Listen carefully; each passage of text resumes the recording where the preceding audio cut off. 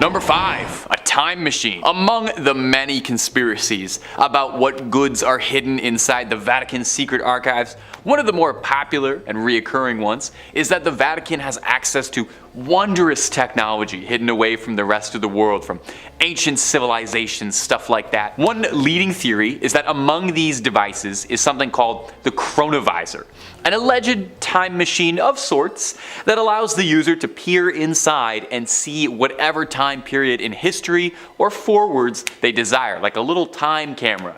Doctor Who would love it. One Italian monk, one Pellegrino Ernetti, claimed that he developed the chronovisor at some point during the 1950s with a team of 12 esteemed scientists who all wished to remain anonymous in the process. I would put my name on that if I invented time travel, personally. I'd want people to know. The chronovisor is described as consisting of antennas and an unknown metal that's really good at looking through time, a little knob for tuning to a particular time and place, and a screen and recording device. Ernetti described that he and his team used this machine to view speeches by Mussolini and Napoleon, scenes from ancient Rome, and the crucifixion of Jesus Christ, which they allegedly tried to take a photo of. Now obviously no one's seen the chronovisor. If such a device was to exist, it would naturally be pretty secretive. An Italian magazine in the 1970s claims that they found that image of Christ's crucifixion, the photo that was taken through time, only to discover that it was actually just a postcard. So this one's a bit up in the air. Let me know if you think this is real, but also, you know what? Let me know what time period you would want to take a picture of, if you could see that up close. And if you're looking for way more scary content, my friends, you already know Top 5 Scary is the place to be. We've got everything scary under the sun. Cryptids, conspiracies, true crime, fake crime, aliens, UFOs, just about anything freaky you can think of. So click on through, subscribe, stay scared, and don't miss a single thing.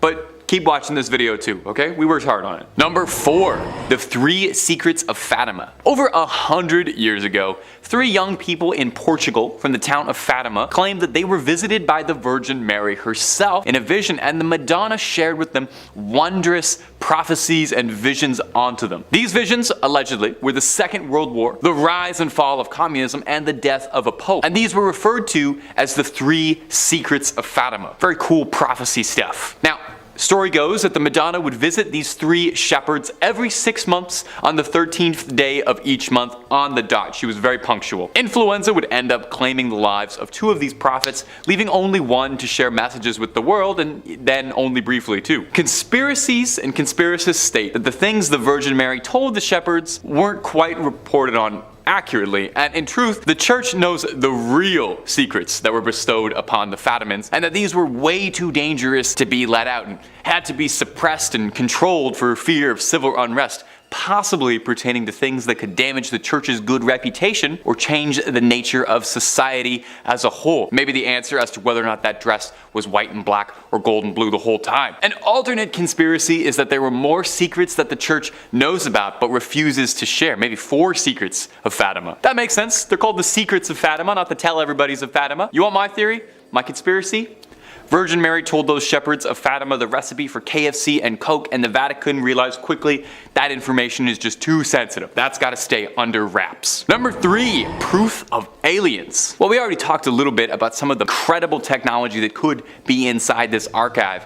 And it's thought that the Vatican has all sorts of incredible information hidden away in its vaults that humanity, we're just not ready to know about. We're not grown up enough. One of the other leading ones is that theorists speculate that inside those secret archives is indisputable hard evidence of extraterrestrial life, that they're harboring alien skulls and remnants of amazing technology, I guess on borrow from Area 51's collection it's traveling. So the story goes that in the late 1960s, during renovations of the Vatican's archives, excavators uncovered alien skulls beneath the Vatican archives, and somewhere the predator is so upset that he lost those. Is it possible that they worried that if proof of extraterrestrial life got out into the wild, it would discredit belief out there? It wouldn't be the first time. Galileo was famously locked up for his wild beliefs about the celestial bodies that would turn out to be fairly true. So would aliens be any different, really a different story? A Russian engineer named Genrikh Markovich Ludwig was an esteemed scholar who in the 1920s was invited to the secret archives to study, a very prestigious position offered to less than 1,000 scholars a year. According to him, while there, he uncovered documentations that discussed the influence of aliens on civilizations like the Egyptians, the Mayans, the Mesopotamians.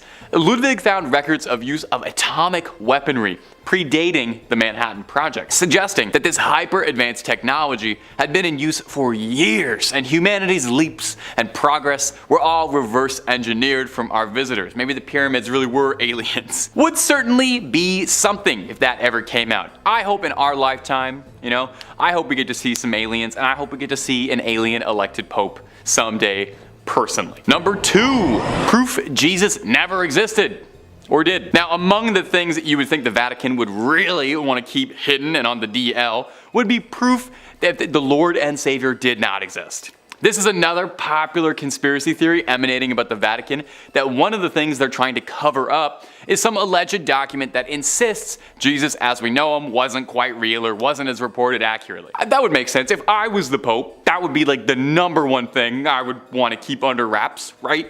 That would probably destroy the church overnight if that ever came out. Now, on the inverse of this theory is a similar theory, totally different direction though, stating that the Vatican's secret archives contains indisputable proof that Jesus did exist, including correspondences between St. Paul and Emperor Nero, history's favorite bad boy, contemporary paintings and depictions of the man, which would be pretty groundbreaking. You'd wonder though, if they have that, why would they keep that secret? I would leak that one. Now, if you believe this conspiracy and you can carry on with it, it does get a little wild. One author, one Michael Bagnet, claims that the correspondences inside the archives, they prove Jesus did exist, but here's a crazy twist. He didn't die on the cross, as we all know, but rather there was a very complicated scheme with Pontius Pilate to secretly fake Jesus' death to appease the citizens of Rome.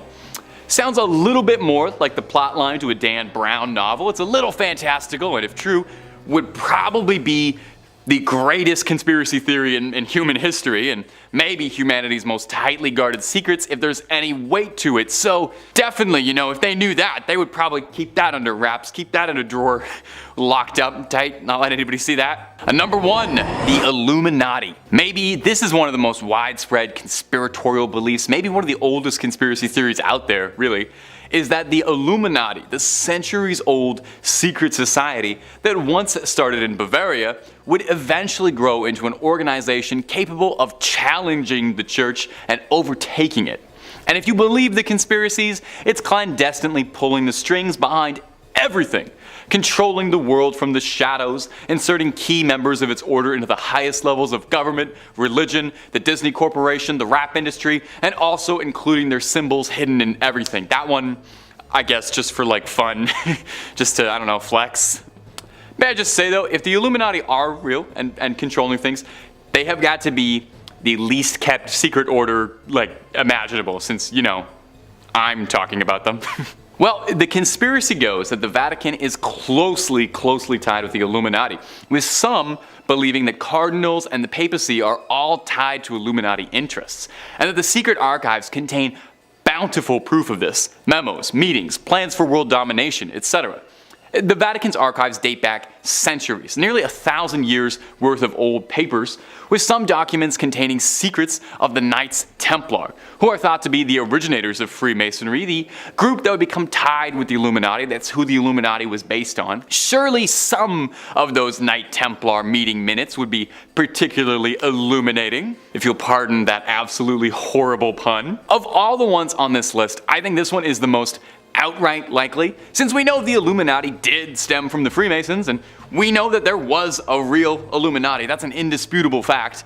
And we know the Knights Templar, we know all of these groups did exist, and it's very likely that there are some secrets inside the Vatican's archive containing references to those 3 groups that could fuel the plot lines for the next 12 years of Assassin's Creed games. We got some good conspiracy stuff in there. Number 5 on this list is Hallstatt Karner. Hallstatt Karner is one weird church, man, let me tell you. I'm all about unique and cool decorations, but human body parts? kind of where I draw the line, guys. Discovery.com says many bone churches and ossuaries are decorated with femurs and pelvises, but at Hallstatt Corner, the skulls themselves are decorated. More than 600 of the skulls on display in this Benhaus, also known as Bone House in English, bear their former owners' names, professions, and the date of their death. Many are also adorned with decorative garlands and flowers. But perhaps what makes this bone church stand out the most is the fact that the most recent remains to be interred here belong to a woman who passed away in 1983 after having requested the Benhaus as her final resting place. What's more, she might not be the last because the church is still open to receiving similar requests. So yeah, the dark secret here is that there is literal bones still being added. 1983 is really not that long ago when you think about it, and like the article suggests, that's probably not the last person to have been thrown into this array of skeletons. I guess it isn't, but it feels like this should be illegal or something. At the very least, it's just super weird. Like, why is a bunch of dead bodies and bones and stuff bringing anyone closer to God? Isn't the whole point of church to connect with your spiritual side? Not get grossed out by a bunch of dead people who you might have even known at one point. The church is located in Austria and has got to be one of the scariest churches in that country for sure. Unless you want your bones to be added to some religious display, I would stay away from this place. Number 4 on this list is the St. Louis Cathedral, a beautiful church like many on this list, which is riddled with spirits. List first says, like the city it serves, the St. Louis Cathedral in New Orleans is a font of strange myths and legends. Originally built by the city's French rulers, the modern cathedral wasn't completed until the 1850s. According to lore, the ghosts of the old structure came along for the ride. One of the cathedral's better known ghosts, Père Dagobert, was an 18th century priest. Dagobert was renowned for his kindness, especially his willingness to treat the poor and terminally ill. During the 1760s, several members of his congregation decided to revolt against the city's new Spanish rulers. The mainly French and Creole rebels successfully pushed the initial Spanish force out of the city, but a larger force later managed to claim New Orleans for the Spanish king. Infuriated by the earlier rebellion, Irish-Spanish governor Alejandro O'Reilly decided to not only execute the rebels, but also leave their rotting bodies on the doorstep of the St. Louis Cathedral. As a devout Catholic, Dagobert could not stand by while Catholic bodies were so roughly treated. After failing to get O'Reilly's permission to properly bury the bodies, Dagobert led a funeral procession down to St. Peter's Cemetery and placed the slain men in unmarked graves. Dagobert's successor, a Spanish priest named Pierre Antoine, is also said to haunt the cathedral. More intriguingly, Antoine's friend, voodoo priestess Mary Laveau, who often prayed at the church during her lifetime, is also considered to be one of the many spirits inside the cathedral. So we got voodoo priestesses, unmarked haunted graves, multiple spirits of bodies that were buried improperly. This church is just one big mess. Many people think that there are also a bunch of other secrets that this place has that we don't know about. Like this was a spot for a secret society hundreds of years ago who performed some very questionable rituals, and that's why this place is as haunted as it is. Whatever really happened here, we know it was dark and we know that it left its mark. Number 3 on this list is Egg Hill Church. This church was home to one of the worst tragedies a church has ever been host to. I've never been a real churchgoer myself, but from my understanding, love, life, spirituality, all of this is supposed to be in the air when you go, and the whole reason for doing so. Death and hate and violence, that's all supposed to be left at the door. Pennsylvania's Egg Hill Church didn't quite do that. Instead, they invited death into the church on one particular Halloween night. Many years ago, the whole community gathered into the church on Halloween. The priest passed around bread and wine as is customary, but this bread and wine was a little off. In fact, it was very off. So off that everyone who had it died. It was poisoned. It's unknown whether the town had collectively decided to end their lives together that night or if this was all the priests doing, but either way, tens to hundreds of people's bodies lay lifeless on the ground when it was all said and done. Now, what are we left with? Well, the ghosts of all of these people, obviously. Even worse than that, the spirit of this evil priest still lingers here too, and apparently, he isn't done with the living. He's said to be very dangerous and wants to drag visitors down with him and take their life. This whole story is pretty much as dark as you can get, and it's no wonder the place is totally messed up today. Number 2 on this list is St. Nicholas Church. Hey, it's me. It just so happens that my church is haunted by a dozen spirits. Great. List first says St. Nicholas Church is practically haunted by default. That's because the village of Pluckley, its home, is reputably the most haunted locale in all of England. The Kent village is home to the Watercress woman, who occupies the Pinnock Bridge, and to the ghost of a schoolmaster who committed suicide in front of his pupils. According to a conservative estimate, Pluckley contains no fewer than 12 active spirits. The church itself is said to be the home of both the beautiful ghost of Lady Daring and the Lady in Red, a ghost who searches the adjacent churchyard for her lost baby. The ghost of a former miller who worked in the area is also said to haunt the churchyard in search of a long-lost love. Also, the ghost of a monk at nearby Greystone's house is also said to be seen during the night. Finally, visitors to St. Nicholas have reported seeing lights in the church's windows when no one was inside. So we have another church with just a plethora of horrible things. Someone taking their own life, a missing a man who has lost his loved one. My question is, why did all of this happen at this one church? Like, what really caused all of this to transpire in the first place? Are we just supposed to believe that it's all coincidence, or is there actually something more afoot here? I think that's the real secret, and sadly, I don't know if we're ever going to be able to find the true answer. And finally, number 1 on this list is St. Andres on the Red. Just that name alone, on the Red. Like, of course this place had to have some dark secrets. List first says St. Andrews on the Red, completed in 1849, is located in the town of Selkirk, which is more or less a suburb of Winnipeg. It's the oldest stone church in Western Canada, and it may be the region's most haunted thanks to the spirits of former plague victims. Other apparitions are said to populate the church's graveyard. Eyewitnesses have reported seeing a ghostly man clad in black and a mysterious woman in white. Also, a disembodied pair of red eyes have startled the visitors in the past, while a ghost car has been noted not far from the church's main entrance. If you're thinking about visiting the church or graveyard, be wary. Those who've claimed to have seen the various apparitions also reported having terrible nightmares the following nights. Most of these nightmares apparently involved the gates of the cemetery, which rattle even though no hands are seen shaking them. Some people can't shake these nightmares either. The occasional individual will have these persist for months or even years. I'm sure that the architecture and natural beauty is nice and all, but I'm not trying to risk nightmares for a year to see it. I do wonder what happened to those gates though. Is it some weird thing with the wind that's causing it, or is it what people suggest, some type of ghostly intervention? I tend to think some sort of spirit has to be involved, considering the thing with the nightmares happens as well, but you gotta wonder who. Sometimes I really do think that being a paranormal investigator would be awesome, because you could get to the bottom of these things, but then again, that's a pretty unforgiving profession. Number 5 on this list is Pelagius. Pelagius lived around 390 AD, and although very little is known about his personal life, we do know that the church was really not happy with his theological teachings. The Catholic gentleman says, Pelagianism radically corrupted the church's teachings on grace, sin, and the fall. Its namesake, the British monk Pelagius, taught that the sin of Adam had no bearing on subsequent generations. Essentially, man was inherently good and unaffected by the fall.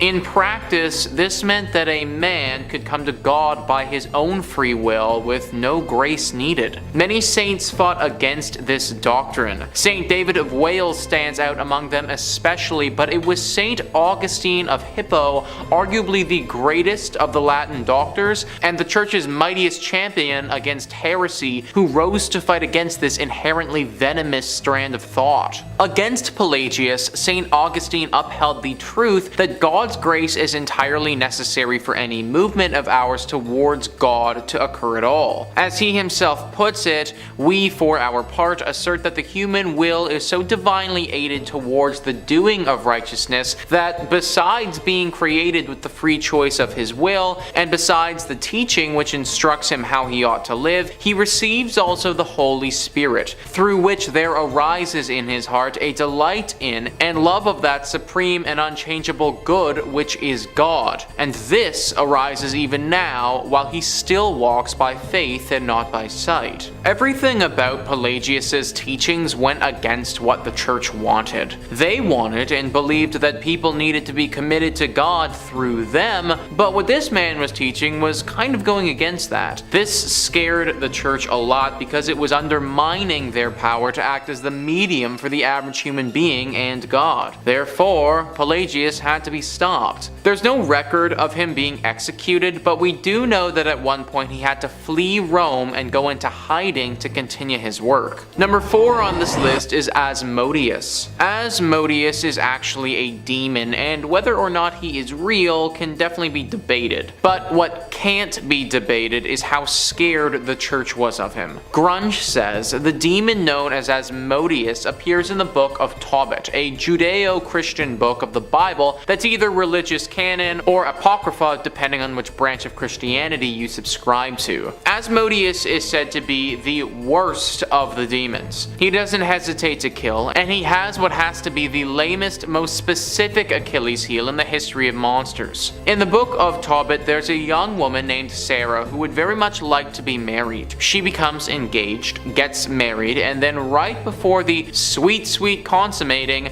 Asmodeus shows up and kills her husband. What might seem like a fluke quickly becomes a trend, as this happens to Sarah a total of 7 times. On lucky number 8, Sarah, who must have been an amazing conversationalist for this many guys to roll these dice, marries a guy named Tobias, who the Archangel Raphael gives the scoop on how to beat Asmodeus. The demon appears on the wedding night, and Tobias tosses a fish's heart and liver onto some coals, causing smoke that triggers Asmodeus's asthma or something like that. Asmodeus scampers off, and Raphael tracks him down, ties him up, and strangles him. So luckily for us, the text says that there's no more of Asmodeus, but that doesn't mean that his evil spirit doesn't still linger on. This is a demon that we're talking about here, and one of the worst ones ever at that. So I wouldn't be surprised if getting rid of this guy for good is a pretty hard thing to accomplish. Also, just a sidebar here, but poor Sarah, eh? This lady's just trying to get married and literally has to do it 8 separate times before one finally sticks. I think after marriage number 3, I'd personally just call it quits and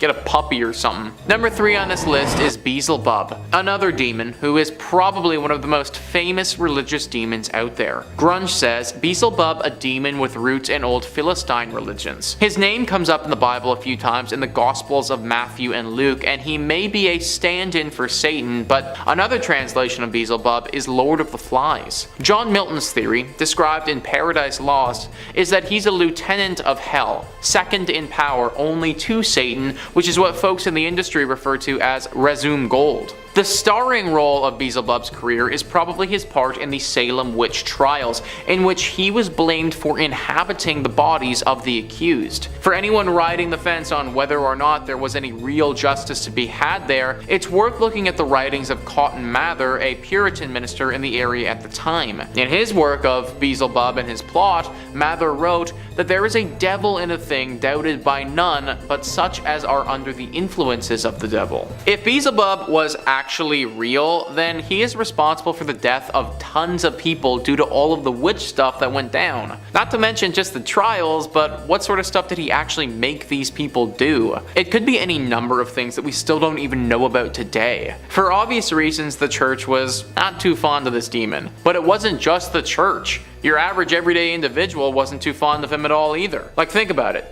Back in the day, you would have to worry about having Beelzebub come and get you, and then you'd be put on the stake for being a witch if you did. Now obviously, these witch trials were not done even remotely how they should have been, and it's unclear whether or not Beelzebub did or didn't play a role in them. But still, it doesn't change the fact that you would have been worried about him if you were alive back then. Number 2 on this list is Arianism. Arianism wasn't a person necessarily, but a full-on train of thought by many different people that the church was extremely scared of. The Catholic gentleman says, aside from the various Gnostic sects that plagued the early church, it is in Arianism that is arguably the most famous of all Christian heresies. It struck at the very root and core of Christian teaching that Jesus was God himself in the flesh and relegated the person of Jesus Christ to that of a mere created thing. It lives on today in varying forms, from well-known sects like the Jehovah's Witnesses all the way to the bizarre world of Apollo Quiloboy. Moreover, it still lurks within the sentences of some modern theologians who ambiguously state that Jesus is the Christ, but no more than an exalted man. Saint Athanasius of Alexandria was the walking cure for this heresy. Stubborn and unshakable, I think it not a stretch to say at times that this great man stood alone against wave after wave of Arian attacks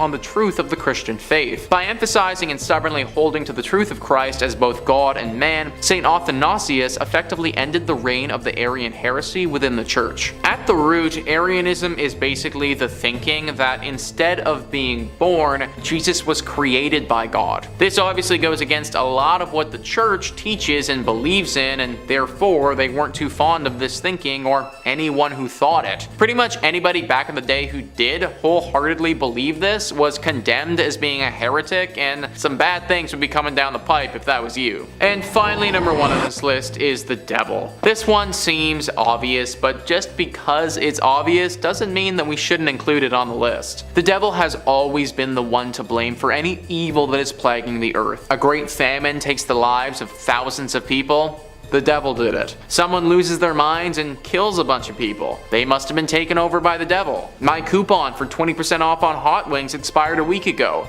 Must have been the devil. Obviously, everyone was scared of the devil if he came for them. The church was scared of it, and the average person was scared of it. What is really interesting to me, though, is that the devil, even though he is horribly scary, is actually necessary to religion and the church. Without a devil, the only person to blame for anything bad happening would be God. The guy who's supposed to look out for us all the time would actually be the one doing all of the nasty things that happen to us, as well as all of the good things. Therefore, if we wish to believe that God is good and has our best intentions at heart, we sort of need to have a devil around to take the blame for all this stuff. It's just interesting to think that without the devil, one might be able to argue that we are the most scared of God. Not sure how I feel about that, but a cool thought experiment nonetheless. Number 5 on this list is the Templo Mayor ruins. So a church is typically defined as a place for Christian worship, but let's loosen up that definition just a little bit and start thinking about it as a building or landmark where people would have worshipped higher beings. If we start thinking about it like that, then the Templo Mayor ruins can certainly qualify. Mexico has a lot of haunted spots, but this is at the top of their list for sure. Gaurav Gupta writes, this archaeological site in Mexico has a blood-soaked past. It is a haunted Aztec civilization site that has made its presence felt throughout the time. Around 4,000 people were brutally killed to please Aztec gods. The priests would cut out the beating hearts from the victims' chests and then throw their lifeless bodies on the stairs of the Aztec temple. Aztec's last emperor, Cuauhtémoc, made his last stand invading Spanish armies before he was tortured and killed. This Aztec is now a museum, and tourists report strange sensational feelings and sightings of shadow figures. 4,000 people were likely sacrificed here. That is a truly absurd amount of sacrifices. Then throw on the fact that a great battle took place here, and you end up with so much death. Needless to say, the spirits of those that passed have never really left. Glowing orbs are always spotted at this place, especially in the evening. There have been reports of these glowing orbs touching the people and transporting them to the world of the dead. They go into a hypnotic state and can't move, sort of like what happens to people in the latest season of Stranger Things, if any of you have watched that. They have a very hard time explaining what has happened to them after the fact, but they know that it was the dead. This is accompanied by a giant beam of light that flashes into the sky. There is evil here, there just has to be. All of the death that has transpired over the years has left a horrible stain on this place, and evil has congregated here. No one knows what type of evil or what spirit is behind this, but just know that this is a scary place that you should probably avoid. Number 4 on this list is the Ness Church. Ness Church is a Norwegian church that is no longer operating. It's a collection of ruins now and a very popular spot for ghost hunters. The ghost hunters have discovered that electronic equipment, or your standard cell phone, isn't going to do so hot in this church. For whatever reason, the second that you bring anything like that in, it just completely shuts down. If one wants to have an electronic device here, then it needs to be specifically made to withstand strong spiritual energy. The most popular myth surrounding the ghostly presence that resides here is a priest named Jacob Christian Finnegan. This was a priest who presided over this church from 1800 to 1837. Apparently, he suffered a very grim fate here along with his children. It's thought that he and his children were killed by an evil gang who came through the church looting it. They killed the priest and then, ever so cruelly, bricked his children up and left them to die. This is only one variation of the tale though, because one legend actually says that the priest did this to his kids himself. Regardless of which one is historically accurate, they're both pretty bad. The screams of these children are frequently accompanied by the sighting of this priest. It's said that he will stalk those who come here and follow them around, giving them a horribly uneasy feeling. It's very likely that if you go by yourself, this ghostly priest will attack you and could do some serious damage. Maybe he wasn't evil when he was alive, but he certainly is now. Number 3 on this list is Greyfriars Kirk and Churchyard. As the name Greyfriars might hint, this church is located in Scotland. History Hit says, with the kirk tracing its origin to 1598 and the graveyard dating back even further to the 1560s, Greyfriars Kirk and Kirkyard in Edinburgh is said to be one of the most haunted religious sites in the world. Known for body snatching and violent ghosts, the famously fearsome site has even been referred to by Scottish poet Robert Louis Stevenson. The site's most famous ghost is the Mackenzie poltergeist. George Mackenzie, who was known during his lifetime as a ruthless persecutor of Scottish Covenanters, a Presbyterian movement in the 17th century. His spirit was reportedly released in 1999 when a homeless man looking for somewhere to sleep broke into his final resting place, the Black Mausoleum. Next to this mausoleum is the former Covenanters prison, which housed some 1,200 members of a failed anti-government revolution in 1679. Only 257 prisoners came out alive, with the remaining dead said to haunt the churchyard. The negative energy that surrounds this church is said to be so strong that it's attracted some pretty powerful beings. The devil is the one being that people associate with this place. Some believe that this church is actually a secret lair for the devil, that these other demonic spirits are working to keep us away from this place so the devil can fulfill his evil agenda. If this is the case, then I think that we should do as the devil wants and leave it alone. Number 2 on this list is Borley Rectory. Built in 1863 in England, this is one of the most famous haunted churches in the world. We can thank the personalities of Ed and Lorraine Warren for bringing it into the spotlight, as they had quite the experience at this church back in the day. The horror stories began back in 1929. A journalist named V.C. Wall was a photographer in the woods nearby the rectory taking pictures one evening when they saw something very strange. From the outside, the rectory looked like it had a light on, but if you walked inside, it was all dark. Wall also saw the ghost of a nun that evening walking around the graveyard looking as eerie as you may expect. After they told people about this story, some ghost hunters came forward and provided an explanation. Back in the 1300s, there was a monastery here. At this monastery, a monk had a relationship with a nun. This was found out and resulted in deadly punishment for both people. The nun got it particularly bad though, because she was bricked up alive in the convent walls and left there to die. The 1929 story was the big one that kicked everything off, but after this happened, other stories started emerging. Stories about this land before the rectory was even built. built. Apparently this area of land was always haunted and dealing with ghostly presences. Strange rapping sounds, bells ringing, objects moving and flying around without anyone touching them are all very common sights at the Borley Rectory. The ghost of this nun is also a regular character here, making herself known to newcomers quite often. You may even see the ghost coach. A headless phantom coach driver is said to be around the area and will approach people every now and again and take them away. Why anyone would ever get into a coach driven by a headless ghost is beyond me, but apparently it happens. Everything about this rectory and land is evil, and it needs to be avoided. And finally, number 1 on this list is Nidaros Cathedral. This is not only Norway's most important cathedral, but also one of the most haunted as well. I mean, in all honesty, it literally looks like Dracula's castle if Dracula's castle was a cathedral. It was constructed in the 1300s, but the actual hauntings didn't begin until relatively recently in its lifetime. In 1924, Bishop Mary Gleditch saw something pretty scary and gruesome. The ghost of a monk who had a massive slash directly across his neck. Ever since that day, this monk is seen very regularly. Nobody knows why though. People and historians have looked through the history of this cathedral and can't seem to find any record of a big monk population ever staying here. However, it doesn't make sense that this random monk ghost would just show up out of nowhere, so you have to imagine that he was here at some point before. You also have to imagine that he got that cut on his neck here too. All of it is very dark and mysterious and makes you wonder what else happened here that wasn't documented. Number 5 on this list is Lord Combermere, or maybe better put as the ghost of Lord Combermere.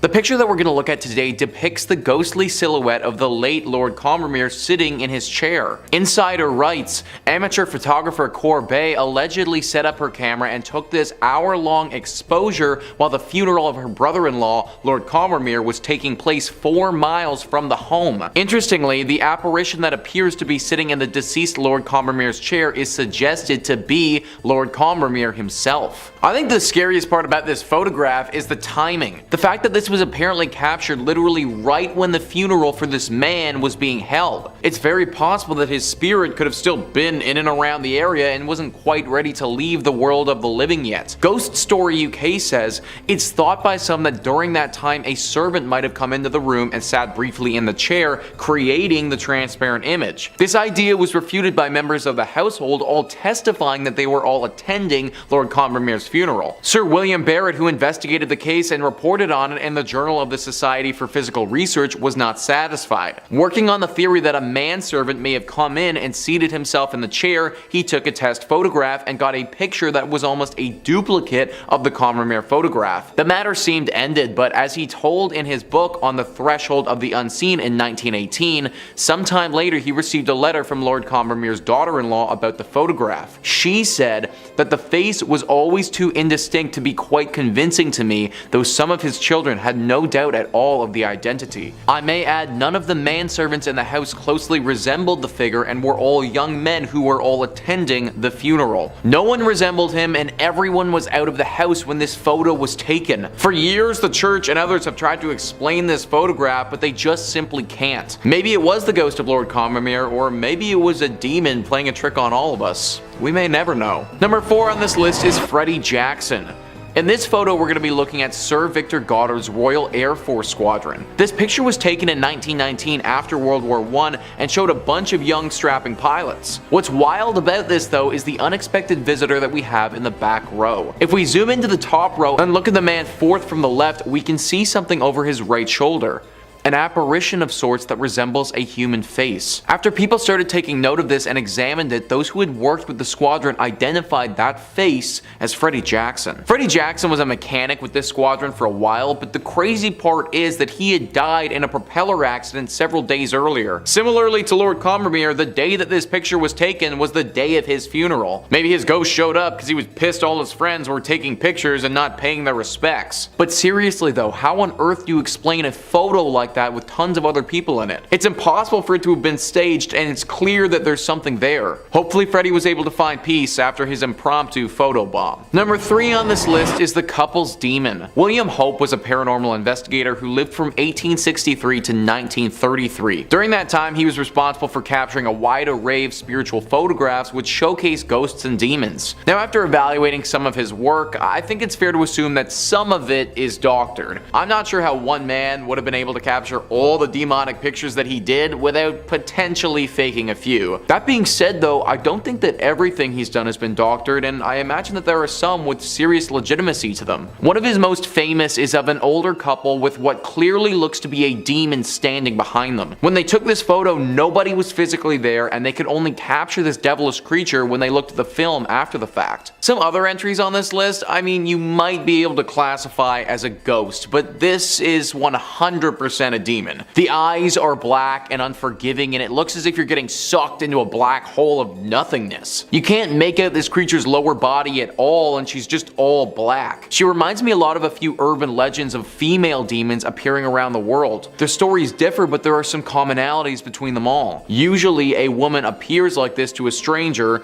asks them a few questions, and if they don't answer properly, will drag them to hell. I'm actually surprised that the people in this photograph managed to get out of it safely without feeling her presence or being attacked while they were there. I'm pretty sure that the church can explain this one, they just probably won't like the explanation very much. Number 2 on this list is the lady in the lift. Whenever you step into an elevator, it feels as if you've stepped into a portal of some kind. If you really think about it, it kind of is a portal considering you start on one floor and then finish on a different one. Now obviously there isn't anything magical about said elevators, and this portal of sorts is really just a mechanical innovation that takes you up and down tall buildings. That being said, this non-paranormal portal definition might not apply to the elevator in this photo. As we can see, there are a few people hanging out and chatting by the elevators. This was a picture captured by a doctor in a hospital in Bolivia. The elevator in the right of the image decided to open all by itself though.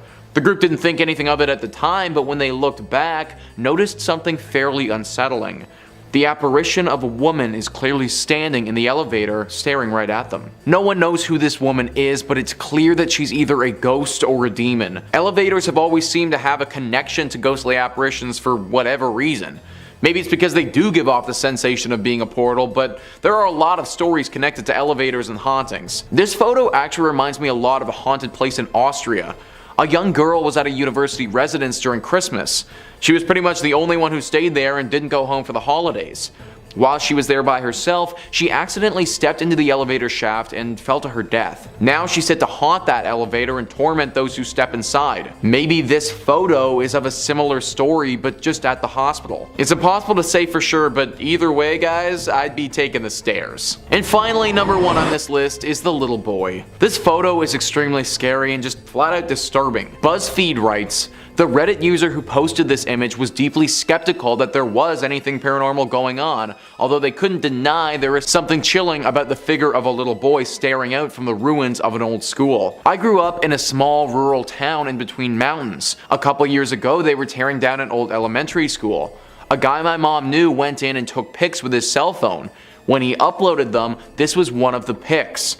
I don't believe in stuff like this at all, I just really don't know how to explain it since it was a cell phone pic, and I'm pretty sure that no one in my podunk hometown knows how to make fake pics. So maybe he doesn't know how, but I know how to explain it. You're in the ruins of an old school, and those ruins are haunted by the demon of a young boy. Sometimes the simplest answers are the right ones, and this to me looks like an example of that. This little dude 100% looks possessed, and you can't even really make out his legs. Nor can you actually see his arms either for that matter. Kind of difficult to make up a logical explanation for a kid with no arms and no legs floating in the middle of an abandoned school. Also, side note, but can you imagine being the one to take this picture? Like you turn a corner and you see that dude and your first thought is, I'm gonna pull out my phone and take a picture of this kid? Like if that's me, I am straight up running out of that thing and we're burning that building hot. Number 5 on this list is the farm demon. Most of the time we look at these photos and they're typically pretty old, captured 100 years ago and often chalked up as being a double exposure error or something like that. I don't think that can be said for the farm demon though. Stephen Wagner writes, this amazing photo was taken by photographer and graphic designer Neil Sandbach stock in 2008. Neil was photographing some scenic shots at a farm in England as part of a project for wedding stationery. The couple planned to have their wedding ceremony held there later. Neil was astonished when he examined the digital photo on his computer. There, as if peeking around a corner at him, is a ghostly white, almost glowing figure of what looks like a child. Neil says he's quite sure that there was no one there at the time. There's further corroboration that this is a true ghost photo. Neil had shown the couple the anomalous photo, and before the wedding they asked the staff at the farm if they'd ever seen any spooky experiences there before. They didn't mention Neil's photo. Indeed, they admitted that the figure of a young boy dressed in white night clothes had been seen on several occasions around the barn. So it looks as if this barn is haunted by some type of demon child, and Neil just happened to get lucky enough and capture it on camera. I think what's really scary about this though is that they had no idea it was there while they were staying at the farm, meaning that this demon child would have been stalking Neil the whole time. And what's even crazier than that is that this couple literally continued with the wedding. Like, scenery and all that quaint stuff is important, but a demon child running around the grounds? That's definitely a no-go wedding spot for me. Number 4 on this list is the demon pilot. In 1987, Mrs. Sayer and some of her closest friends were visiting Fleet Air Arms Station at Yeovilton, Somerset in England. As is customary with places that have a bunch of airplanes, you gotta take a photo of you inside of one as if you're flying it. Mrs. Sayer hopped into a helicopter that had been out of commission for a while, and she got her friends to take a snap of her while she was in it. The picture that came out was not what Mrs. Sayer or any of her pals expected though. When they took a look at the photo a while later, they saw what is a very clear image of a pilot sitting next to her. Actually, claiming that it's a pilot is a bit of a stretch. In truth, it's just a figure with a white shirt on that looks like a man. What this thing's connection to Mrs. Sayer or to the helicopter is anyone's guess. Apparently, when that photo was being taken, even though Mrs. Sayer had a bright smile on her face, she wasn't feeling so hot. In fact, she was feeling rather scared and anxious. She had no idea why at the time, and it was a passing feeling that went away after a few minutes, but just an overwhelming feeling of anxiety while she was there. To this day, nobody knows what this apparition is, what it's doing there, or what could have caused it to appear. Number 3 on this list is the Pink Lady. In Greencastle, Indiana, there's a massive mansion called the O'Hara Mansion. The pictures in question are by a man named Guy Winters who was investigating said mansion several years ago. This mansion is abandoned and has been for some time, and the locals like to keep it that way. Apparently, they have believed for quite some time that some sort of demonic entity lives there and watches over the grounds. It's thought that trespassing on them could endanger your life. This didn't deter Guy Winters and his friend Terry, who wanted to find out for themselves if there really was some sort of evil presence here. They went into the mansion and stayed there for several days and nights with cameras documenting everything. What they found was the Pink Lady, a vaporous pink demon that Guy Winters was able to snap on photograph. Apparently, as is with most of this demon photography, Guy didn't actually see the apparition in real life, but it was only noticed after the picture was developed. This apparition definitely looks like something evil if you ask me. It almost looks like a demon witch, if that's even a thing, but certainly something that has the intention of possessing you or consuming your soul. This picture went along with a bunch of weird occurrences at this place too. Apparently the two boys were perpetually on edge and kept having strange things happen to them. Things would move without them touching them, the temperature in the rooms would change drastically. They both talked about having a voice in their head that they weren't familiar with, something that had them starting to become convinced that they were losing their minds. They might not have known it at the time, but it seems like all of these things can be chalked up to the work of the Pink Lady. Number 2 on this list is the White Lady of Worstead Church. Similarly to our Pink Lady that we mentioned earlier, we have another vaporous demon ghost thing resembling that of a woman. In 1975, Diane and Peter Berthelot visited the Worstead Church in North Norfolk. Peter snapped a pic of his wife praying on one of the church benches.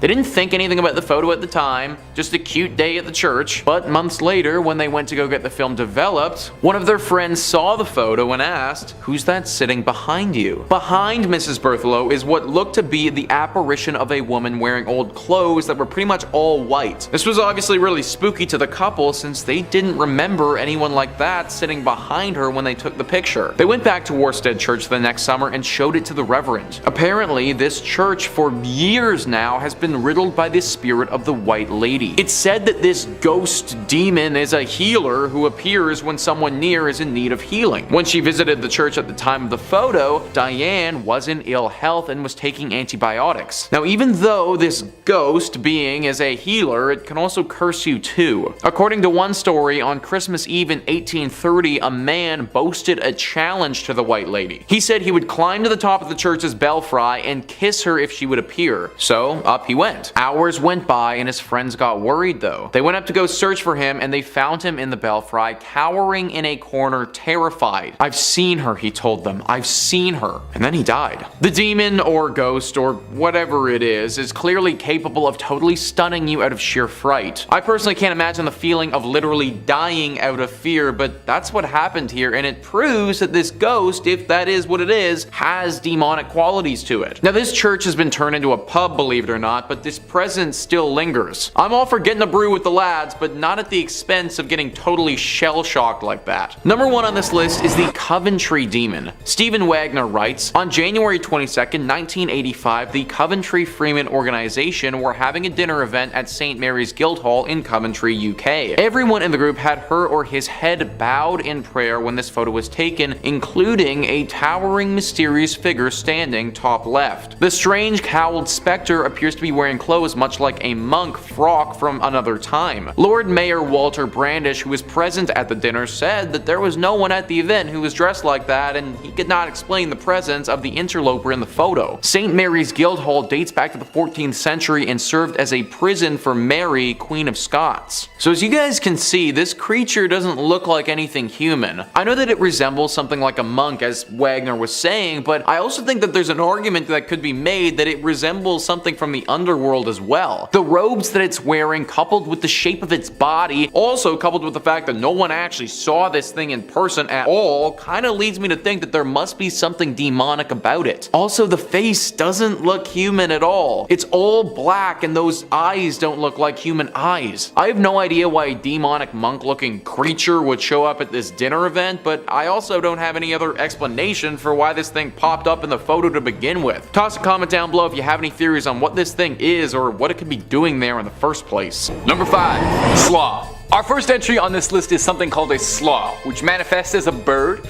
predominantly something like a raven or a crow. We all know corvids are the scariest classification of bird there is. It's Celtic in nature, which means almost certainly I am pronouncing that name wrong. It's probably something more like shra. They can take many forms, but prefer to do their hunting while donning the form of a corvid. What do they hunt exactly? Your soul. Your decaying soul, to be precise. These spirits seek out the dying, the weak, and stalk them, waiting like little carrion eaters. Not to worry, they also seek out the living too, waiting for the perfect time to strike. It's said that they seek out those who are experiencing heartbreak or intense emotional pain, so keep yourself in good spirits, I guess, lest you be attacked by the demon crows. The best way to avoid them, I can't believe this is what it said, but I looked it up, is to keep your windows and doors shut. Because, you know, they are birds. Stay inside and never say their name. Well, I probably should have read that part first, I guess. Sorry. Lore says that these demons were considered so evil and heinous that they were actually banned from hell. Imagine that. I did not even know that was a possibility. I thought hell was kind of where you kept all the most cruel spirits, but I didn't know you could be too hardcore for it. Love the image of Satan looking up at these birds and being like, "Get out! Scat, you!" These creatures come from ancient Irish folklore, where they were first thought to be dark spirits, or just plain old evil entities. But as the years went by, slowly the narrative shifted that these birds were the souls of sinners and damned cast out of hell. In the early 1900s, these creatures were sometimes attributed to mysterious deaths around Europe, predominantly Ireland and Scotland. It was said that when petty criminals and ne'er-do-wells would turn up dead inexplicably, it was the handiwork of these birds. These birds, I got scared to say their name. I don't want to mess with it. I'm just gonna keep calling them these birds. These birds wait until your last tender moments on this earth, and when your soul is at its weakest, they swoop in and swallow your soul. What happens to a soul consumed by them? Well, I'm glad you asked. You become part of the flock, doomed to fly with them for the rest of time, feeding on other lost souls. But if spending eternity flying with a bunch of haunted ravens doesn't sound like your deal, I don't blame you. Why not spend eternity with the top 5 scary gang, and click through on the videos and watch forever and ever. Or maybe just an hour here and there. Toss a subscribe too while you're at it. Number 4. Jigidinki. If you're familiar with the story of the Wendigo, and no doubt if you're watching Top 5 Scary, you're familiar with the story of the Wendigo because I can't go 3 minutes without shouting about the Wendigo, this spirit is very similar. It's sort of the Japanese Buddhist answer to it.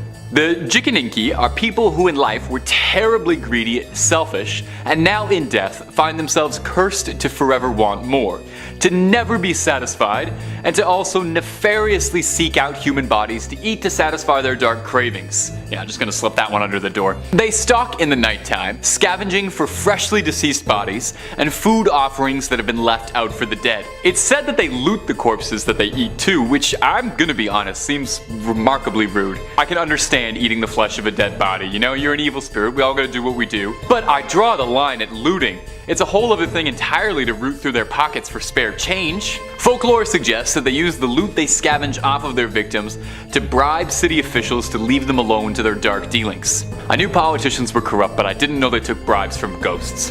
Jinkies, that's a whole new level. It's said that the Jikininki look like decomposing cadavers, with inhuman features like glowing eyes and sharp claws. Interestingly though, some local variants of the tale suggest that they're able to disguise their true nature. They only take this demonic form during the night when they're hunting, and during the daytime, they're able to blend in like any other regular human, perhaps to help them scope out their victims. Should you ever cross a Jikininki, their eyes will be able to give it away, as you'll see the red glow behind their eyes.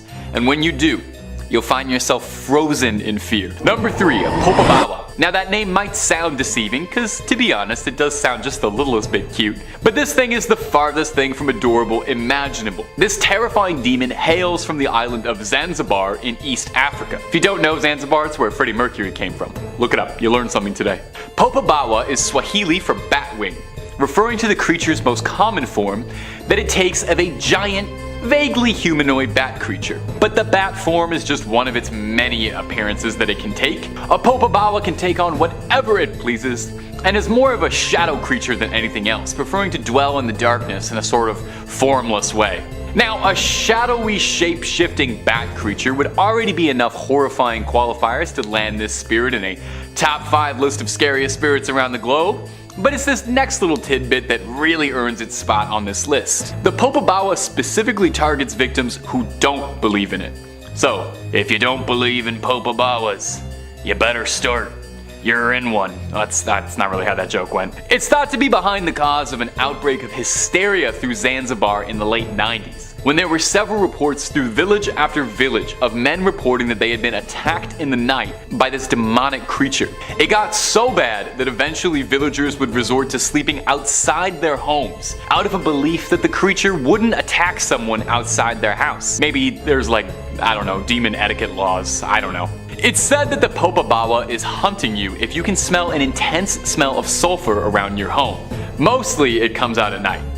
Mostly. The way it gets you is particularly unpleasant. Instead of just like eating you or slashing or doing something normal that a normal monster would do, the Popabawa crushes you during the night by sitting on you. Ha! People who claim they've been attacked say they wake up in the middle of the night with an intense pressure on their ribs and chest and have trouble breathing. It's been said that if you ever suspect you've caught the attention of the Popabawa, the best way to rid yourself of it is to spread knowledge and tell everyone everything you know, because after all, it goes after non-believers. Not that, that's why I'm telling you all this now. I've been sleeping really good.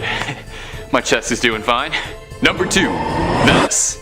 I'd never heard of this demon before doing my little research for this video, and let me tell you, it's a regret of mine that I didn't know about it earlier, because my life has been improved since knowing about this thing. Lellus is a demon whose main goal and pleasure in life is to convert good, pious, righteous people into nasty sinners so they can get pulled down into hell. It's hard enough trying to live a life free of sin without demons also trying to trick me into damning my eternal soul. I already can't walk down the street without coveting 3 things in a window. Now I gotta deal with this? Luckily for me, Lellus probably wouldn't be terribly interested in me, since swaying me with sin is remarkably easy. He goes after priests, members of the cloth, people of devout faith. It's like his job to take charge of the really tough cases to tempt towards sin. He's a master of deception, seduction, trickery, bribery, intimidation, and a whole lot of other nasty demon business that probably looks good on his Tinder profile. Where he gets kind of wild though is that apparently he only ever talked in rhyme, which was supposed to help him lull you into a sense of comfort that causes you to trust him and makes you more likely to sin. I don't know about rhyme making me sin. That's Feels like what they said would happen if I listened to rap music. Besides his freestyling bars, Vetus is a shape-shifting demon capable of taking whatever form he pleases, but he prefers to take forms that are wooden in nature, like a cursed tree or something, for example. He's also depicted as often having many limbs, growing outwards and fractal like a spider might. Most insidiously about all that Vetus does is that he stares deeply into your soul and sees your deepest, darkest, most sinful desires, meaning he has definitely read my Frasier fanfiction. Vetus then, with his conjuring and shape-shifting, makes your desire manifest in reality, where he can tempt you with sin up close and personal to see just how truly committed to the path of the righteous you are. And finally, coming in number 1 at the list is Moloch. Perhaps you've heard the name before. Moloch is an old god, real old, like Old Testament old. Moloch takes the form of an impressively sized deity with the head of a cow or bull instead of man, and usually he has his arms stretched outwards towards a fire in most statues or paintings of him. This is because this was his preferred method of sacrifice. Whatever you were to offer him, usually human, were to be cast into the flames for Moloch's pleasure. He's thought to be a pagan fertility deity, mentioned across various religious texts and worshipped by the Canaanites. Moses forbade the Israelites to worship Moloch, as he was a false god. Moloch quite enjoyed sacrifices and being paid homage, and it's said that this was always to appease his wrath. In Paradise Lost, the epic poem that fleshed out much of what we know and think about hell, Moloch was described as being a fallen angel and one of Satan's greatest warriors. This depiction paints him as a bloodthirsty soldier of hell who is eager to spur a war against heaven's forces, and he is worshipped as a deity specifically to anger God above.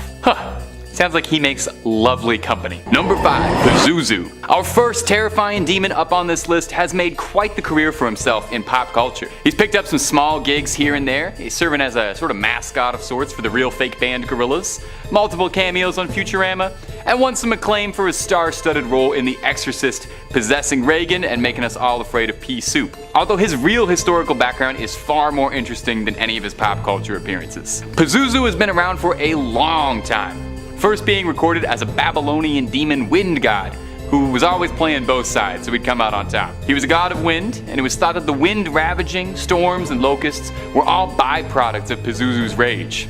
But he was also thought to be a protector. He would protect the home, taking a particular liking to watching over pregnant women.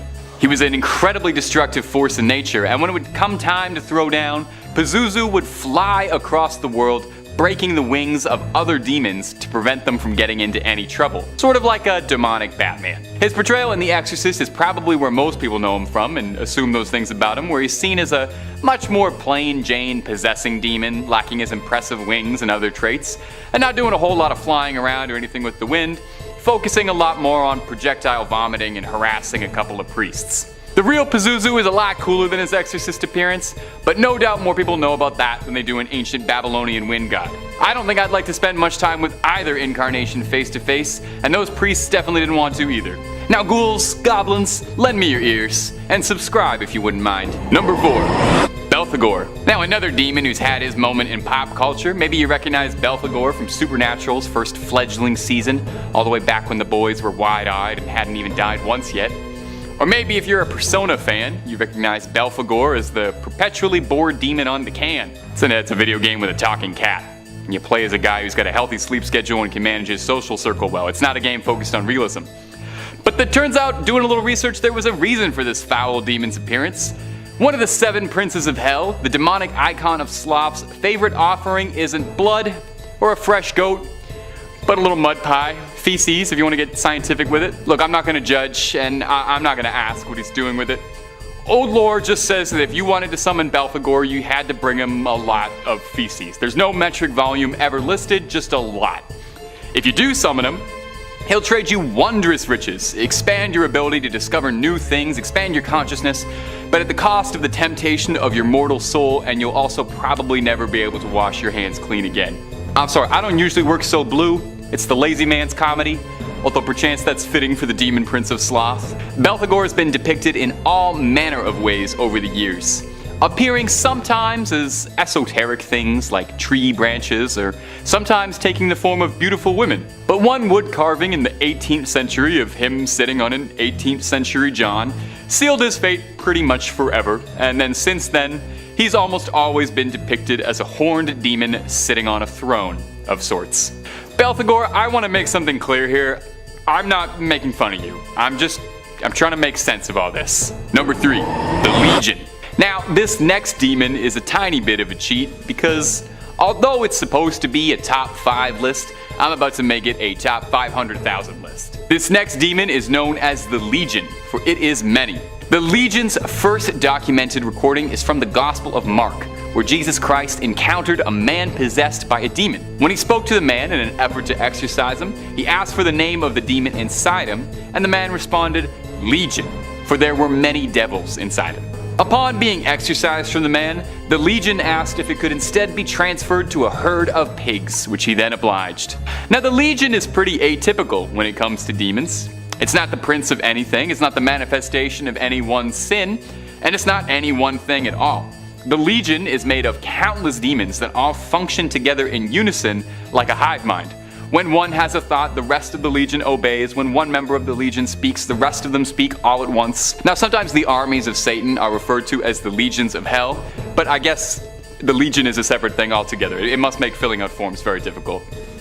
No one's really sure what sort of demons the Legion are or what they look like even.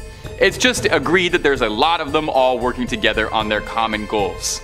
Like I said, no one really knows what they look like, but if you've ever seen a horde of, anything all in one place, you can't imagine that it would be anything pleasant. Now the Legion isn't as much of a pop culture starlet as some of the other demons I've mentioned on this list, but that doesn't mean that it's influenced things in pop culture. The phrase Legion for we are many appears in all sorts of different things, probably because it's just a very cool way to describe yourself. A recurring boss fight in the Castlevania video games called Legion appears as a writhing mass of bodies, no doubt inspired by the story. And the character in Mass Effect named Legion is an AI life form comprised of thousands of individual AI working in tandem, who directly references the story, introducing itself, saying we are Legion for we are many. And while I'm on it, Legion was the entire best character in Mass Effect, but that's neither here nor there.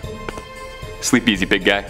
Number 2, Beelzebub. Now we're getting into the big hitters. Beelzebub is thought to be one of the first angels to have ever fallen to hell, alongside Leviathan and Lucifer himself. He and Lucifer actually have a bit of an identity crisis, as the two are sometimes thought to be interchangeable. They must have similar haircuts. Some demonologists argue that Beelzebub is another name for Lucifer, and some others pose that he's one of his most trusted lieutenants. But whatever Beelzebub is, everyone can agree that he's pretty horrifying. His history is fairly interesting. It's thought that his namesake is a mockery of the god Baal, an ancient Bronze Age god of fertility. Some scholars believe that Beelzebub's name comes from Beelzebub, translating to Lord of the Flies, inferring that the followers of Baal are nothing more than flies worshipping a dung god. They didn't get the memo that Belphegor was the dung god. The Lord of the Flies sort of ended up becoming Beelzebub's title, with almost all depictions of the demon featuring flies in ubiquitous amounts around him. Occasionally he's even depicted as a giant fly. It's very Kafkaesque. Beelzebub is said to be one of the most powerful demons inside of Hell's domain, capable of great control over humanity, able to tempt them. Beelzebub was cited during the Salem witch trials as the entity that had corrupted and swayed so many women to witchery.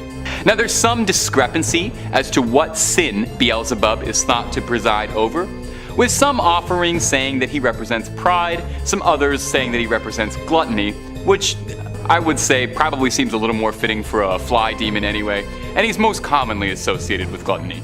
Number 1, Asmodeus. Yeah, it probably would have made a lot of sense to have Lucifer as the number 1 spot on this list. I mean, he's the king of hell and all that. So let's just take this moment, give him an honorable mention, and say he's at the number 0 spot, just because I thought it was a little obvious, and I'm pretty sure you know who Satan is, and there's other demons we could talk about, bring up some unknown ones. So filling in at the number 1 spot is Asmodeus, one of the princes of hell, and the embodiment of the cardinal sin of lust. Asmodeus fell from heaven alongside the other fallen angels, reforming as a prince of hell. Asmodeus is said to have been married to Lilith, the primordial she-demon, famed for her banishing from the Garden of Eden and famed for destroying Fraser Crane. Lilith was cursed and banished for her defilement and depicted as a temptress, and Asmodeus saw all that and was like, hey girl, I'm into all that stuff. You want to procreate an endless stream of demons into the world and reign over a dominion of chaos? and the rest is wedded bliss.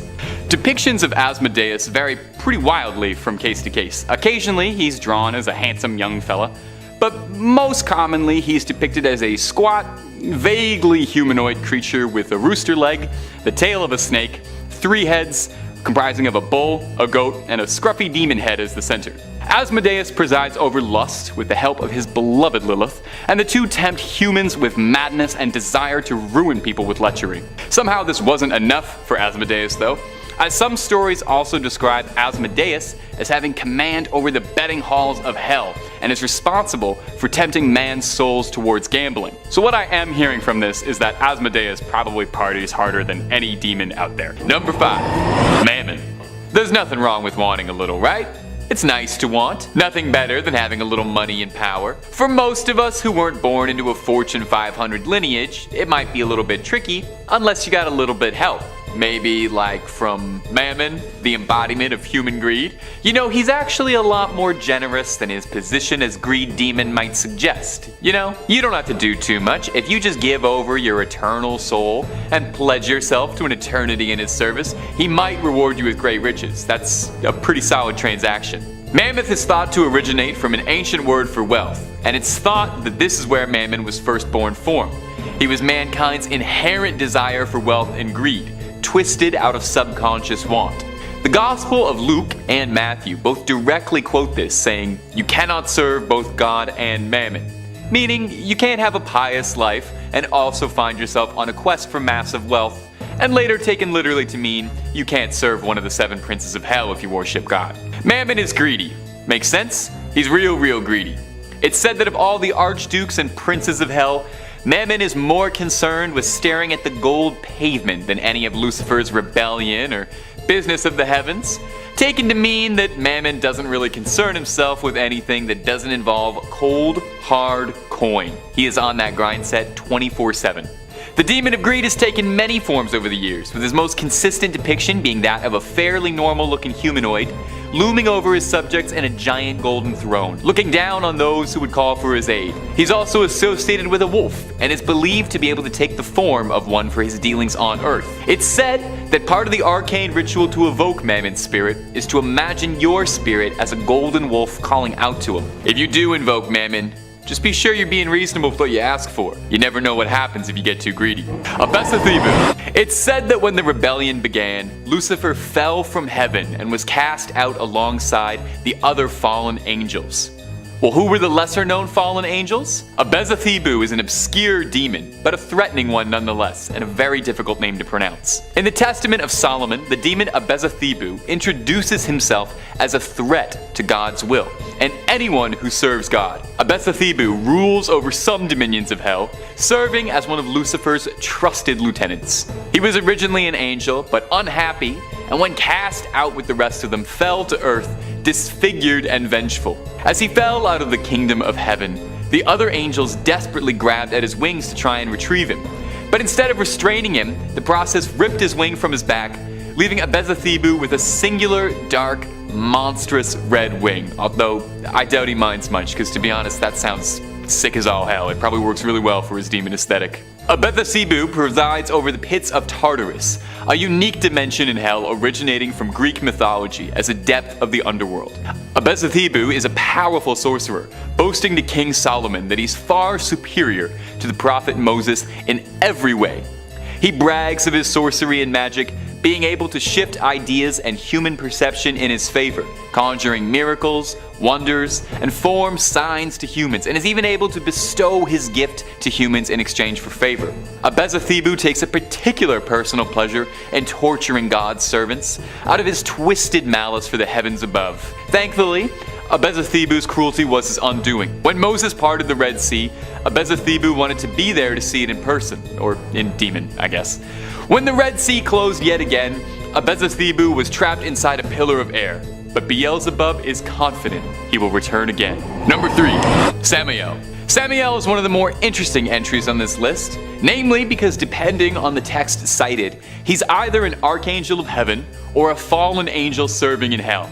angels to some, demons to others and all that. He's often referred to as the original Grim Reaper, and is thought to be where depictions of the Soul Collector stem from. Samael across most texts is known as the Angel of Death, a title that precedes itself. I mean, you hear the Angel of Death and you know I probably should not be messing with that guy, because I'm pretty sure they also call John Wick that sometimes. It's said that on the hour of a person's final release from this mortal coil, Samael will descend upon them, wings extended and sword drawn, dripping at its tip the poison that takes your life. Samael's name actually translates to Venom of God, again, in case you're wondering just how nice this guy is. Samael is known as the Accuser, the Seducer, the Destroyer, and a Midnight Joker. Samael's role as the Seducer is an essential one to the Kingdom of Heaven. He's seen as good and evil in the same measure, but he is only serving God's will. Tempting mankind is Samael's lot in life. It's been said as well that Samael is the one who planted the tree of knowledge and was the serpent who tempted Adam and Eve to bite the fruit. When Abraham was tested by God to sacrifice Isaac, it was said that Samael was the one who whispered into their ears to disobey. It's said that his ultimate goal is to bring an end to death itself, including the very concept of it. Once he's finished his ultimate mission, he'll be annihilated himself, and with death undone, his mission complete. Number 2. Mephistopheles. Imagine you could make a deal for whatever you wanted, no matter how outrageous the request. Power, influence, romance. If all it took was your soul, would you do it?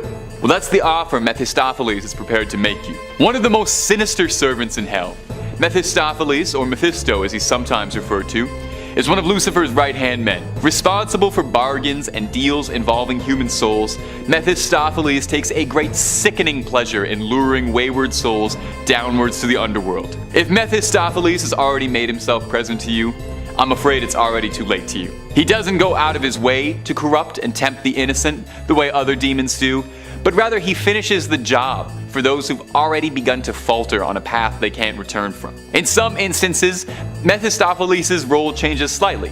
Sometimes he appears to trick people into damning themselves. In others, they're already damned and he's just finishing off the inevitable. Most famously is the legend he originates from, where the bet he places with Faust for his soul, the protagonist of the ancient German legend, who made a deal at a crossroads with Mephistopheles. In exchange for ultimate power and the servitude of Mephistopheles while Faust lives, when he passes, Faust's soul will become the property of Mephistopheles and he will enslave him and damn him for eternity. Faust got what he was promised, and the terms Faust and Faustian now became synonymous with hard bargains out of this legend. Mephistopheles knows that he's essential to the cycle of the world. He knows that as much as we hate him, we need him. He tells Faust that he's part of the dark chaos that gives birth to the light. Sure, he's offering people in exchange for eternal damnation for mortal goods, but he is inspiring people in his own twisted little way. He's trying to get you to do better so you won't hear him knocking. Number 1. Leviathan. As far as demons go, who's a bigger threat than the Leviathan? I mean, how could there even be a bigger threat? Leviathan, it's in the name. Just let that sit in your mouth for a bit and think of something big. Leviathan is thought to be the embodiment of the sin of envy, and he is one of the princes of hell and the grand admiral of hell's armies. It's tasked with pushing man towards temptation and the sin of heresy. Leviathan manifests itself as a behemoth of a creature, an incomprehensibly large sea serpent that would make H.P. Lovecraft blush. It's said to have impenetrable armored scales all over its body, and has monstrous claws as well, capable of destroying anything it would ever have to battle against, should that ever arise. It's said that it can conjure up mighty bursts of flame from its chest like a dragon. Leviathan serves as the gatekeeper of hell, with the mighty demon's very jaws serving as the gates to the underworld themselves. Said as well that Leviathan's own flesh makes up the foundations for the walls of hell, and it feasts upon souls that attempt to escape the underworld. Foolishly, of course. As far as demonic power levels go, making up the literal corners of the underworld have got to count for something. How many demons can claim to be so hardcore they practically are hell? I can see why he's such a trusted lieutenant. Number 5 on this list is the Old Post Chapel. This chapel is located in the Arlington, Virginia cemetery and is definitely one of the most haunted churches in the world. The Arlington Public Library writes, the Old Post Chapel was commissioned by Major George Patton Jr. in 1933 when he toured the chapels on the grounds of the Walter Reed Hospital.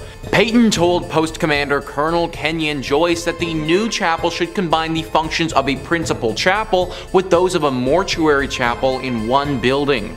Workers broke ground in February 1934, and the chapel was officially dedicated on April 21st, 1935, where it was known for its attractive spire and intricate stained glass windows. The chapel serves as a place of worship for the community, a wedding chapel, and a place of final honors for those laid to rest at Arlington National Cemetery. Many fallen service members have lain in wait in the Old Post Chapel for their final trip, and it's allowed family members to grieve in private. So it's unsurprising that many active duty service members have reported hearing disembodied voices and footsteps in the chapel when they've been there alone. Locked doors have unlocked themselves and opened on their own. Canine units patrolling with service people will refuse to go into the building and bark at the door, especially at night. And visitors describe a young grief-stricken woman dressed in white who waits for her sweetheart. Rumors are that she threw herself from the bell tower, which remains locked to this day. So what really sticks out to me there, guys, about that excerpt is the canine units.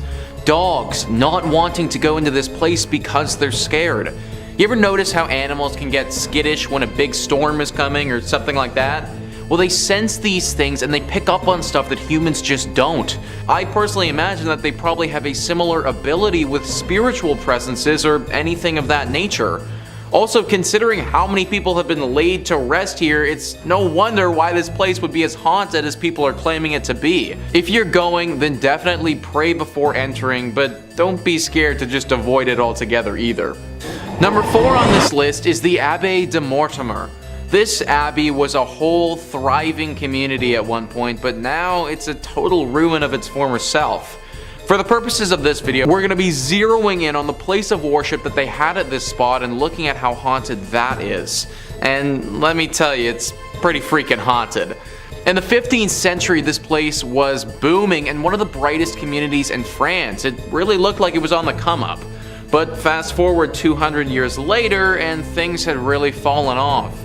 Greed had taken over, and the men who were in charge were far more interested in their personal gain than the growth of this place. People started leaving, and things started to wear and tear with time. Eventually, there got to a point where there were only a handful of monks still there, living under the leaky roof of this abbey. Well, in 1790, they met a very grim and sick fate. This was the time of the French Revolution, and religion was very much out of favor. A group of revolutionists swept through the area, and believing that the monks had some sort of treasure hidden here, they took them into the cellar and they killed them. The manner to which these men died was brutal. Because of this, it's believed that their spirit still clings to the ruins of this place. Future owners of this location had many run-ins with ghosts and even had to perform some exorcisms in their time being there. There have also been reports of werewolves and other demonic creatures here. The monks are by far the most spotted poltergeists though. The crazy thing is that apparently they aren't that evil. One would think that after their life was so ruthlessly stripped away from them that they would harbor some anger, but apparently they don't. If you do make it out here, then I recommend you pray not only as a form of safety, but also as a sign of respect for the souls of the monks who still live here. Number 3 on this list is the Aquia Episcopal Church. Heading back to Virginia with this one, this church is located in a place called Stafford. The church itself is rather beautiful and looks super unsuspecting. Some of the other churches on this list and our previous part just gave me the vibe that something was up, but this one doesn't. The outside and the inside make you feel homey and very safe. Problem is, this isn't the case. Only in your state writes, one of the most famous mysteries associated with the church is that of the golden-haired skeleton. No one knew about the death of the woman who was murdered inside Aquia until her skeleton was later discovered in the beftrey, and her hair was later discovered in the belfry. And her hair was still intact, just as blonde as the day she died. At the time, the church had lost funding due to the Revolutionary War, and that might have been the reason why no one discovered her body until later. The event seems equally tragic and mysterious. It's been said that bloodstains from the murder remained on the floorboard for nearly 100 years until it was replaced altogether with concrete. Not so surprisingly, many ghost stories worked their way through the community after the skeleton was discovered. Many parishioners refused to set foot in the church after dark. In the 1900s, people decided to seek evidence of hauntings for themselves. Many returned with chilling tales of having encountered an unfriendly presence. Even today, there's plenty of paranormal activity associated with the church grounds. Many visitors have reported hearing footsteps running through the graveyard accompanied by the sound of a violent struggle. Others claim to see the figure of a young golden-haired woman peering from the balcony window. So clearly this church has got a pretty dark history to it. It's said that the skeleton that was found was of a woman who was by some men prior to the Revolutionary War. The church then closed for the war and reopened after it, so her body would have been stuck here decomposing for probably decades. It's no wonder that her soul hung on to this place and refused to let go. It's honestly really very sad if you ask me, because from all the reports that I read, her ghost isn't evil, it's just a lonely one. It's clear by the way she holds herself that she doesn't want to be stuck in this purgatory place, she just is.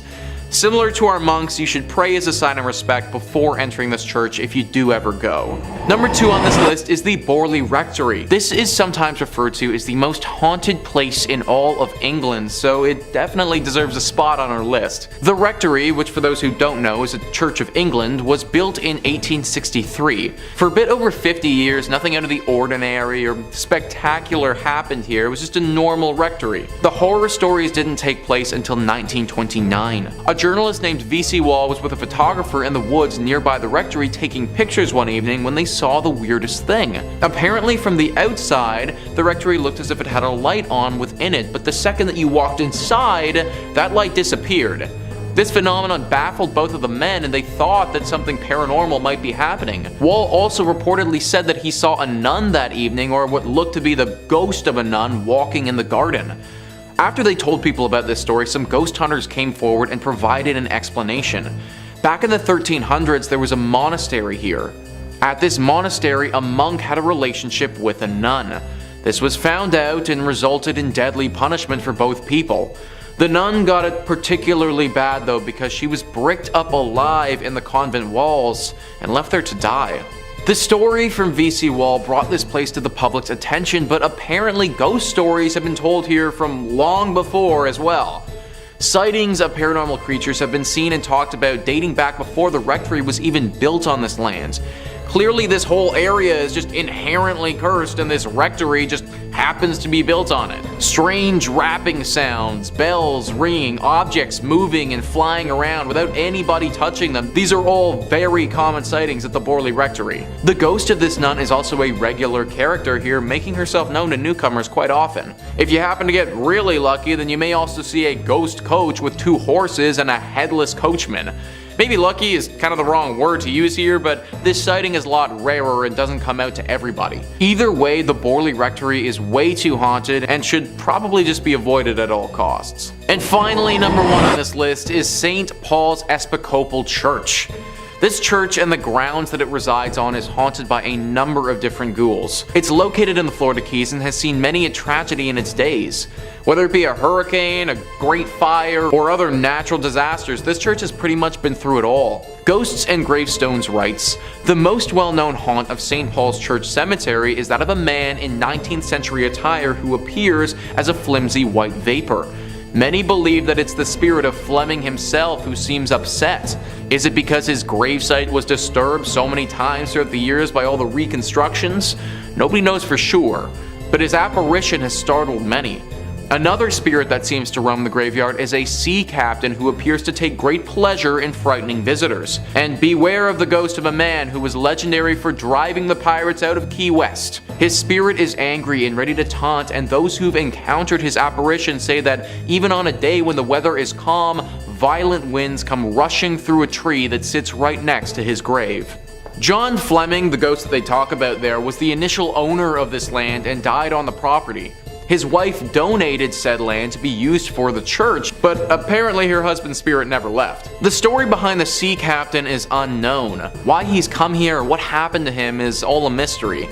One thing is for sure though, he is a very dangerous ghost, and many visitors have reported being assaulted and terrified by him. This is definitely one of those churches that I would again avoid altogether, but if you do go, then make sure you say a prayer before entering. Coming in at number 5, we have the Vatican Secret Archives. The Vatican Secret Archives is considered to be the world's most secure building, but why is it so locked down? What secrets are being hidden behind the walls? The amount of history located there is immense. The Vatican Secret Archives is home to the largest collection of Catholic books, documents, and doctrine in the world. It boasts letters from well-known figures such as Abraham Lincoln and Mary, Queen of Scots. It contains 53 miles of shelving with 35,000 volumes in the selective catalogue alone. The archives also include state papers, correspondence, account books, and many other documents the church has acquired over the centuries. Naturally, many people have speculated that there must be secret documents amongst the 50+ miles of shelving in the Vatican's archives. Of course, no one is allowed to browse the archives, which makes it even more mysterious. Only select scholars, academics, and journalists are allowed to enter, and this is a rule that will never likely change. Many believe that the Pope and many people around him keep very classified and secret information in the archives that they don't want the world knowing. One theory is that the archives contains correspondence between St. Paul and Emperor Nero pertaining to Jesus' existence and his biological descendants, and some believe that the Vatican may be hiding proof that Jesus did in fact exist or didn't exist at all. Next is the confirmation and evidence of alien life forms such as extraterrestrial skulls. Some claim that in 1998 skulls with elongated heads and small faces resembling aliens were found underneath the Vatican. Ever since, the Vatican has kept all evidence of aliens a secret to not discredit Christianity. Another secret being held from the world is the Grand Grimoire, which is an alleged medieval book that is believed to possess immense powers. It was written in the 16th century by Honorius of Thebes, who claimed to be possessed by the devil himself. In the book, it has instructions on how to make magic talismans and amulets, how to make magic spells, and even how to summon demons, and even offers instructions on how to summon the devil himself and make a deal with him. If the Vatican is keeping world-shattering secrets in its archives, we may never know due to its high level of security, and it only being accessible to a slight few. So our questions of what is really in there may never be answered. In at number 4, we have the Church of Rome, destruction of important Jewish historical documentation. In 1415, the Church of Rome took an extraordinary step to destroy all knowledge of the two 2nd century Jewish books that is said contained the true name of Jesus Christ. The Antipope Benedict XIII firstly signaled out for condemnation a secret Latin treatise called Mar Jesu, and then issued instructions to destroy all of the copies of the Book of Alexei. No editions of these writings now publicly exist, but church archives recorded that they were once in popular circulation and known to early presbyters. Knowledge of these writings survived from quotations made by Bishop Hippolytus of Rome and Saint Epiphanius of Salamis, along with references in some early traditions of the Talmud of Palestine and Babylonia. The rabbinic fraternity once held the destroyed manuscripts with great reference, for they were comprehensive original records reporting of the life of Rabbi Jesus. Later, in a similar manner, Pope Alexander VI ordered all copies of Talmud destroyed. The Council of the Inquisition required as many Jewish writings as possible to burn with the Spanish Grand Inquisitor. Thomas de Torquemada, responsible for the elimination of 6,000 volumes at Salamanca. In 1550, Cardinal Carafe, the Inquisitor General, repealed all previous permission for priests to read the Talmud, which he said contained hostile stories about Jesus Christ, leading him to seize every copy he could find in Rome and burn them. Solomon Romano also burnt many thousands of Hebrew scrolls, and in 1559 every Hebrew book in the city of Prague was confiscated. The mass destruction of Jewish books included hundreds of copies of the Old Testament and caused irreversible loss of many original handwritten documents. The mass destruction of Jewish writings, the church overlooked 2 particular British documents that still exist to this day in the British Museum. Coming in at number 3, we have the Orphans of Duplessis. In the 1930s and 1940s in Quebec City was marred by unprecedented acts of corruption and repression due to a conservative revolution better known as the Great Darkness, which was led by Premier Maurice Duplessis, and many of the acts were involving the Catholic Church. In 1940, the Duplessis government and along with the Catholic Church began to diagnose orphan children with mental problems, even though these children were perfectly healthy. Due to this, thousands of orphan children were sent to a psychiatric institution of the church so that the church could receive a government subsidy for the treatment of these children. Unfortunately, this was a reality for so many because mental health wasn't as widely known as today, and it was unknown how to treat those suffering back then. At this time, many orphanages were converted into asylums for children, and more than 20,000 were misdiagnosed and imprisoned in asylums so that the Catholic Church could earn more money. According to reports, many of these children weren't orphans at all, but children coming from single mothers who were forcibly taken into church custody, and they didn't admit children out of wedlock. The people forced to be involved in this were subjected to nightmares, including drug testing and other medical experiments treatments like electric shock therapy. In the 1990s, almost 3,000 survivors of the Duplessis orphan scandal revealed the horrific events they had to go through, but the government made a sad excuse of a settlement with the victims, and the Catholic Church remained silent to stifle the scandal. In at number 2 we have Joan of Arc. Most people know the story of Joan of Arc. She is mostly considered a hero of France for her role during the war. She is now considered a saint, but the Catholic Church hated her. She claimed that she was receiving messages from God, instructions on what she should do to help her people. This angered many higher ranking officials within the church. Joan saw her first vision around the age of 13 in 1425. The figure she identified as Saint Michael, surrounded by angels, appeared in her garden. After receiving the vision, she wept as she wanted to go with him. Throughout her life, she continued to be visited and given messages from the Lord. By 1428, Joan's visions told her she must leave her home and go to France. Since then, she gained followers and support in her fight to recover France from English domination. The Catholic Church denounced her visions and set out to take her down. In 1430, Joan was captured. She was put on trial for heresy, even though Joan was a devout Christian. They gave Joan as many charges as they could, hoping she would be found guilty of at least one of them. The military were relieved of her capture. They believed her to have supernatural powers. They feared her as it was not typical for women to wield such power and command. One of the most well-known charges against Joan was that she wore men's clothing, something apparently illegal back then. In reality, this came from the fact that she wore armor while in enemy territory, something not seen as being ladylike for the time. The trial was not conventional for the time. It was clear no matter what she did, they were determined to find her guilty. Although she was impressive during the trial, she was ultimately found guilty. She was found guilty of heresy and sentenced to death. She was to be burned at the stake. Joan is seen as a hero and a saint today. The Catholic Church tries to distance themselves from her mistreatment. And finally, in at number 1 we have the Vatican's quest for aliens. It might surprise you to know that the Catholic Church has a keen interest in aliens. They hold a conference each year to talk about astrobiology. If you haven't heard that term before, it's a term they created to make their meetings about aliens seem more legitimate. The Vatican has often defended itself in the public about their interest in extraterrestrial. As they often state, evolution is not something they believe in. You would assume they also didn't believe in aliens. The Vatican even has its own team of scientists looking into the existence of these beings and attempting to make contact. The chief astronomer stated, "There is no conflict between believing in God and in the possibility of extraterrestrial brothers, perhaps more evolved than humans." He went on to explain that you cannot put limits on God's creative freedom, so it makes sense after creating Earth he would go to create other beings. Some even believe that humans are lost sheep of the universe, and we need to find the more evolved of God's creations. All of this would not be such a surprise if they hadn't condemned science since the creation of the church. In the 17th century, they condemned the astronomer Galileo for insisting that the Earth revolved around the sun. It seems they had progressed in some of their beliefs since then. Some believe that they spent a lot of money on their exploration into space and have even discovered a few things that they are keeping to themselves. Some historians believe that within the Vatican secret archive there is evidence of contact with extraterrestrials. It is not known why they would keep this information from the world. Do they want to use it to further their beliefs, or maybe they don't consider everyone to be worthy? We do know there are stories of communication with other beings, but the information is mostly kept with the church. In 1917, 3 children saw the Virgin Mary, who gave them a telepathic message. The message was that we are not alone on the planet. They warned that humanity needs to prepare for their return. The Catholic Church censored these messages. The only person who knew the full content of the message was the Pope, who refused to release the details of all 3. This is just one instance of messages received on Earth that have been held by the Vatican for years. It is believed they have no intention to release this information. The archive is heavily guarded. Who knows what could be hidden within their findings? Number 5 on this list is the Lady of Guadalupe Church.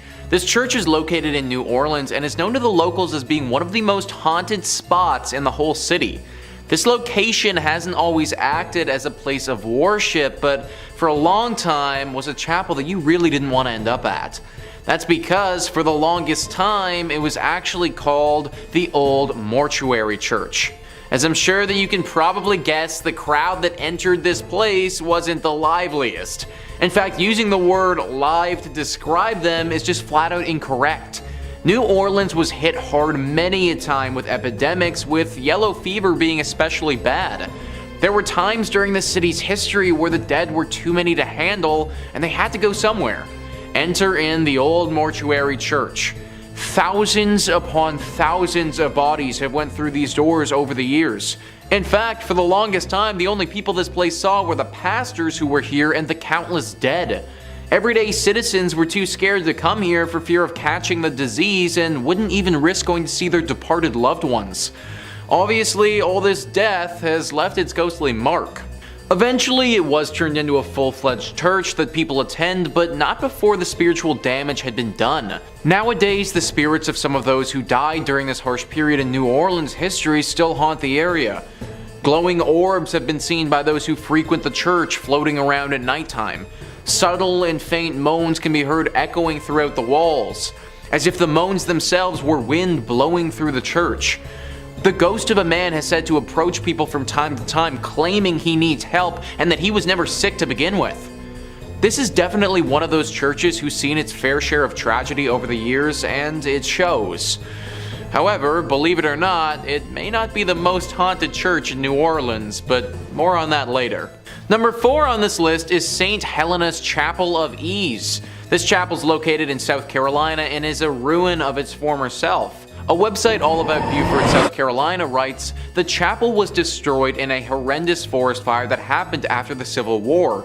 Today, the ruins of the chapel and a graveyard remain.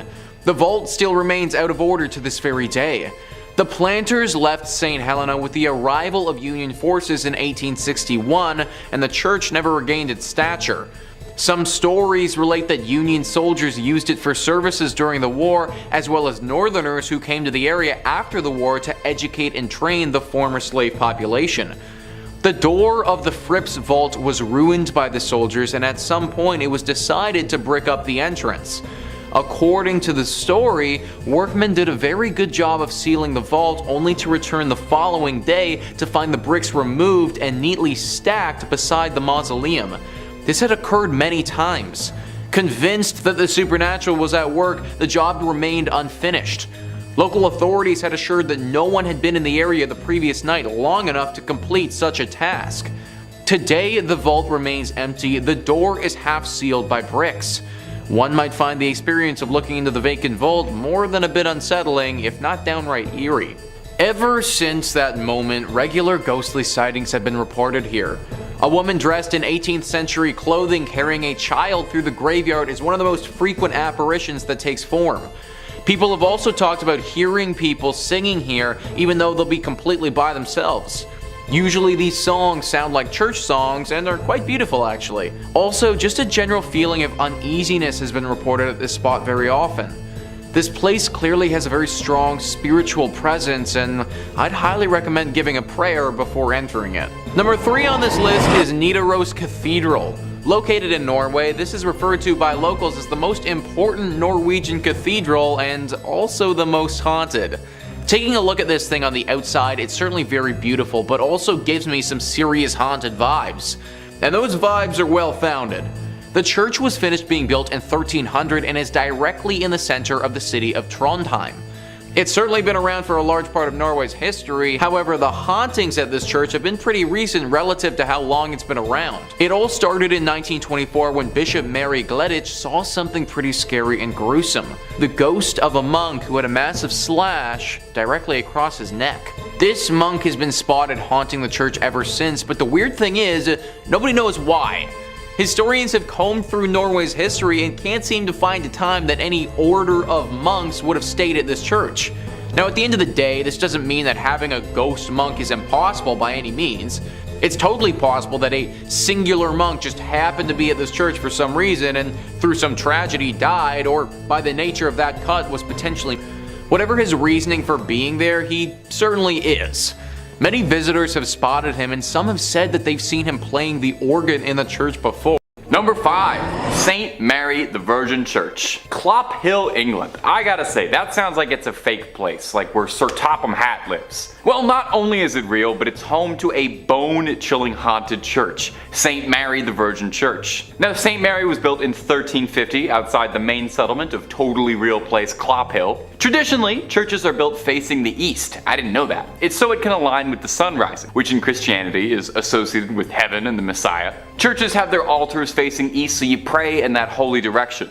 Well, St. Mary's just had to be a little different, and this church is facing the west, facing away from God. And it's why some people believe the church is hosted to evil spirits, as facing west means they've shunned God and opened their doors to the devil. Paranormal investigators have strongly suspected the church as being host to satanic rituals. As the church fell into disuse, it became a popular spot for vandals, and if you believe the legends, black magic. In 1963, a local couple saw two people wandering around holding a human skull, which definitely I think would cause you to look twice. The people told the couple that they had found the skull in St. Mary's, where it had been jammed into a wall. When the couple went to investigate, they found on the floor a breastbone, pelvis, and leg bones, all laid out in a pattern used for black mass. Pretty spooky. Scattered cockerel feathers and tracings of two crosses filled in red were found inside the church as well.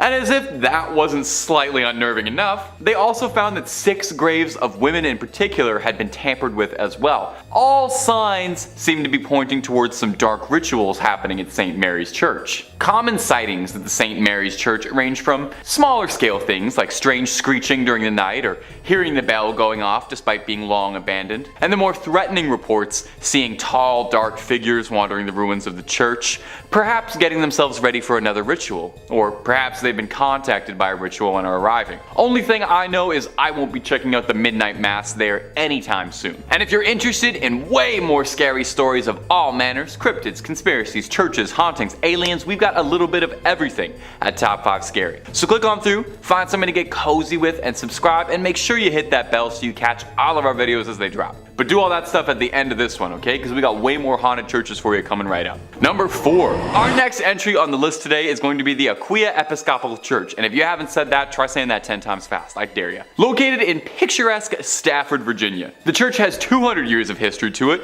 which means it's also got approximately 200 years worth of ghost stories to study. When the church was first built way back when in the 18th century, it was stained by an unfortunate tragedy. You see, the surrounding areas were exhausted by war and the lack of resources, food, and money, and as such, brigands would take to the dark country roads to attack innocents during the night for whatever they had on them. Well, one young woman was hiding from a gang of highwaymen and marauders and sought out the church as a safe haven. Unfortunately, the bandits eventually caught up with her and she met an untimely end. Now, these men were never caught for their crime, and her body was not found for hundreds of years, left there to rot and decompose. And many believe that because of this, her spirit is tied to the church. And there have been several reports of hauntings ever since the discovery of those accursed bones. Visitors mention hearing footsteps frantically scattered around at night. These footsteps break into a run, but if you go searching, you'll never be able to find anyone attached to them. Voices can be heard in the room where she was attacked, some saying it sounds like a call for help or a painful scream of a struggle. Some go so far as to say they saw a transparent apparition of the woman in the church's windows or on the balcony. One story comes to us from a custodian who worked the graveyard shift there in the 1990s, claiming that he saw a ghostly woman's face floating above the graces, and says that he saw her smiling at him through the balcony windows before she vanished. One last one on this church. In the 1990s, to celebrate the bicentennial anniversary, the church sent out an invitation to a group of Civil War reenactors to fight a mock battle on its ground. During the night, one of the reenactors was complaining that there was a red and orange light that was flickering the entire night during the church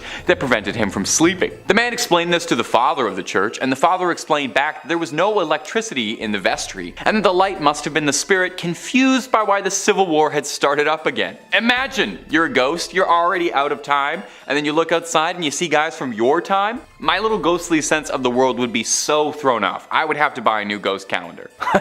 Number 3. Monaster Nagayal Duff, or Abbey of the Black Hag if you don't got all that time. Wow, you see that? You see what that church is called in that little chyron below me right now? I'm just supposed to pronounce that with my lips? Okay, it's also called the Abbey of the Black Hag, and that's what we're going with. We're not calling it that other thing.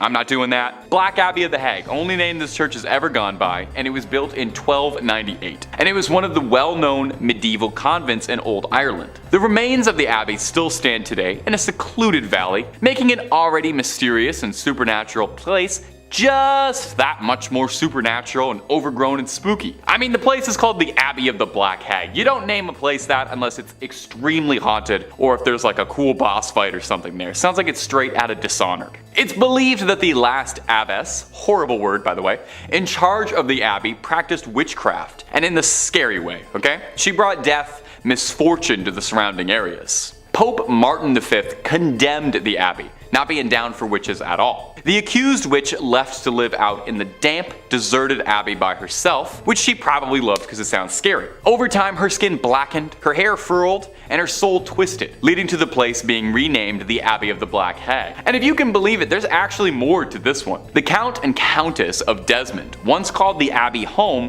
when attempting to flee their attackers, where the Countess was fatally struck by an arrow and buried by her husband. But it wouldn't be the end of the Countess, because sightings of a ghostly figure around the ruins of the abbey were common, meaning someone eventually went to dig up that grave, finding worn out finger bones, meaning she was still alive when she was buried.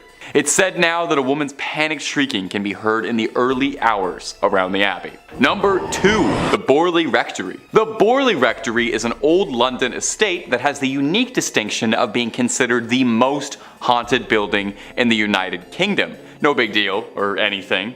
Almost immediately after its construction, stories of hauntings started to creep out. One of the first local legends says that in the 12th century, a priest and a nun had a naughty little affair, and when they were discovered, the nun was bricked up and left to rot in the nearby church. Since then, they say that her spirit roams the rectory. In 1900, 4 daughters of the then estate owner all said that they saw a nun wandering around the estate late at night. They tried to talk to her but got no response back, just a scary ghost stare. The family claimed they'd see this nun around the property, and on one occasion they thought they saw the spectral apparition of a horse-drawn carriage with a headless rider. Some real Sleepy Hollow stuff. From there on, there was all these reports of bizarre sounds or strange shadows creeping out the corner of your eye. In 1927, the estate changed hands as the original family owning the estate had all passed on, and a new family, the Smiths, had moved in. Shortly after, they discovered a human skull in the cupboard in a brown bag.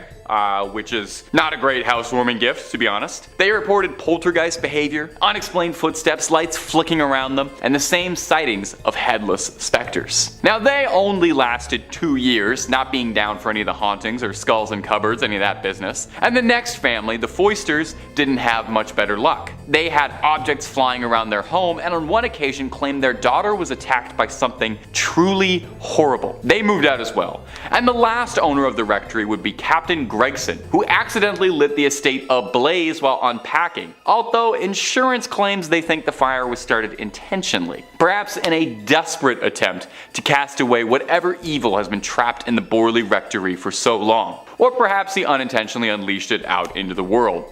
Time will tell. At number 1, Mortimer Abbey. Mortimer Abbey is a monastery in the forest of Lyons, France. A real old church built in 1134 on marshland, near the stagnant water of the drainage lake. The monks dug it out to try and dry the marshy land around the Fulbrock stream, which was called the Dead Pond. In French, Meltmal, which is where the name comes from. You can kind of hear it there. Mortimer, you know. Perhaps it's this history of being built on a dead pond is why Mortimer Abbey was doomed to be haunted. Now, the abbey flourished for centuries, but over time started to become claimed by the passage of time, and it fell into decline and disrepair. In the 17th century, there was an attempt to try and rebuild the abbey and recapture its former old glory, but the decline was already pretty present and had set in by that point, and by the time of the French Revolution, only 5 monks still remained in the abbey. Eventually, the abbey would collapse entirely and go private, and in 1863, the abbey would find itself in the hands of a rich Parisian family, the Delarus. Mr. Delarue moved his wife and his sons into the abbey, but soon discovered they weren't the only tenants. While walking the lawns, the young people of the house saw a light from the library. As if by an invisible hand, these hatches unfastened, their handles turned, and the windows and doors all opened. The paintings on the inside of the abbey turned themselves around and steps thundered out into the halls, and nobody moved out immediately after. I would have started looking for new real estate right then and there. But one night the young Delarue, Charles, had his fiancée over to come see the estate that would become her new home in marriage. She was offered the guest room, but found herself terrified during the night when she couldn't sleep because she was too busy being tormented by mysterious sounds and objects around the room that were hurling themselves around, being possessed by something. Having had, quite frankly, enough, like I think any of us might have, the young suitor announced she would never live in this house, called off the entire marriage and hurried back to Paris tout de suite, where there were plenty of handsome young men asking her hand in marriage who didn't live in old haunted estates, okay? That's the message to take away from this. Get the love you deserve, and the love you deserve is not in a haunted house. In fifth, we have the Most Holy Trinity Church in New York, built sometime between 1882 and 1885 on land that previously served as a graveyard until 1853. According to local rumors, not all of the bodies residing there were exhumed from the graveyard, and the spirits of those left behind still inhabit the grounds to this day. The church property covers an entire city block, and it is said that there are false closets leading to bricked-up doorways, tunnels, and random sub-basements throughout the church and convent. There are also mysterious passageways on the upper levels of the church, where legend says only priests are able to enter. The church's rectory was built in 1872 by its second pastor, Monsignor Michael May, who later passed in his room on the second floor. Priests who live in the rectory have used that space for mainly a guest room ever since, as no one has ever been willing to live in it on an ongoing basis. Guests have experienced lights being switched off and on, hearing strange noises, and the sound of a person walking back and forth while trying to sleep. Phantom footsteps have also been heard on the staircases in the building, and dogs who were once kept as pets in the rectory would stare in a trance-like state down the basement stairs, as well as into the dining room when the building got cold. In 1897, a parish bell ringer named George Stell's life was taken in the vestibule of the church. Though there was a suspect in the case, a former parishioner who would later be executed for an unrelated ending of life, no one was ever convicted of the crime.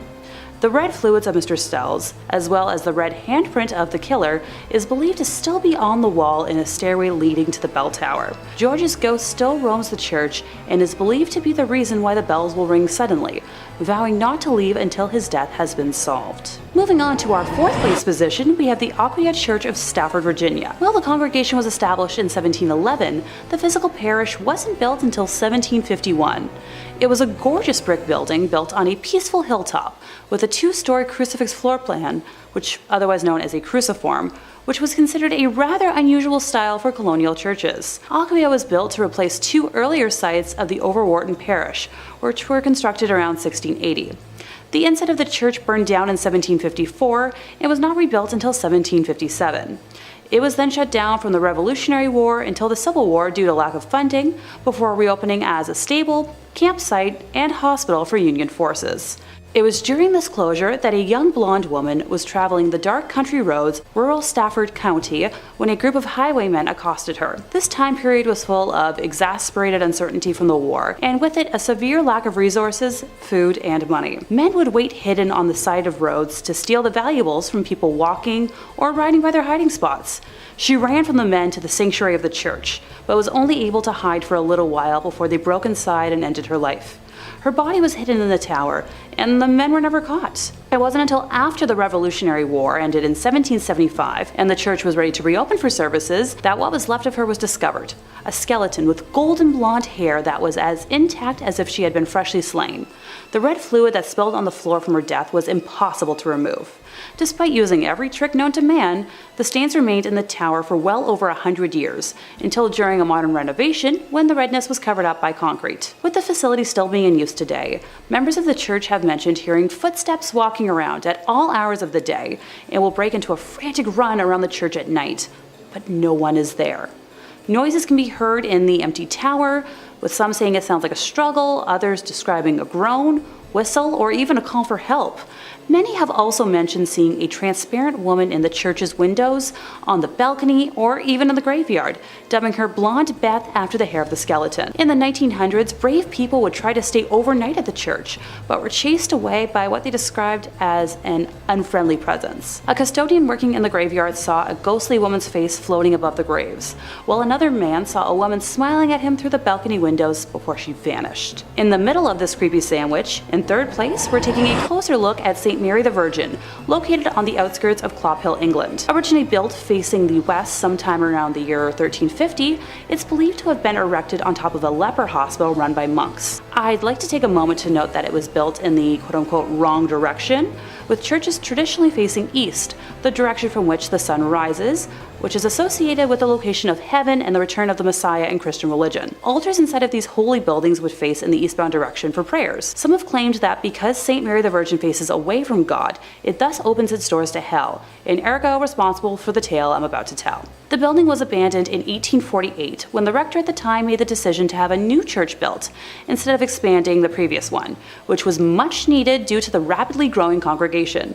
Old St. Mary's, as was dubbed by the locals, was then primarily used as a mortuary chapel, holding bodies before they were buried in the adjacent cemetery. By the 1950s, St. Mary's had become so run down that it could no longer fulfill that use, with just the outdoor walls and tower remaining. In March 1963, the tomb of an 18th century apothecary's wife was broken into, and the bones were arranged ritualistically in the middle of the church.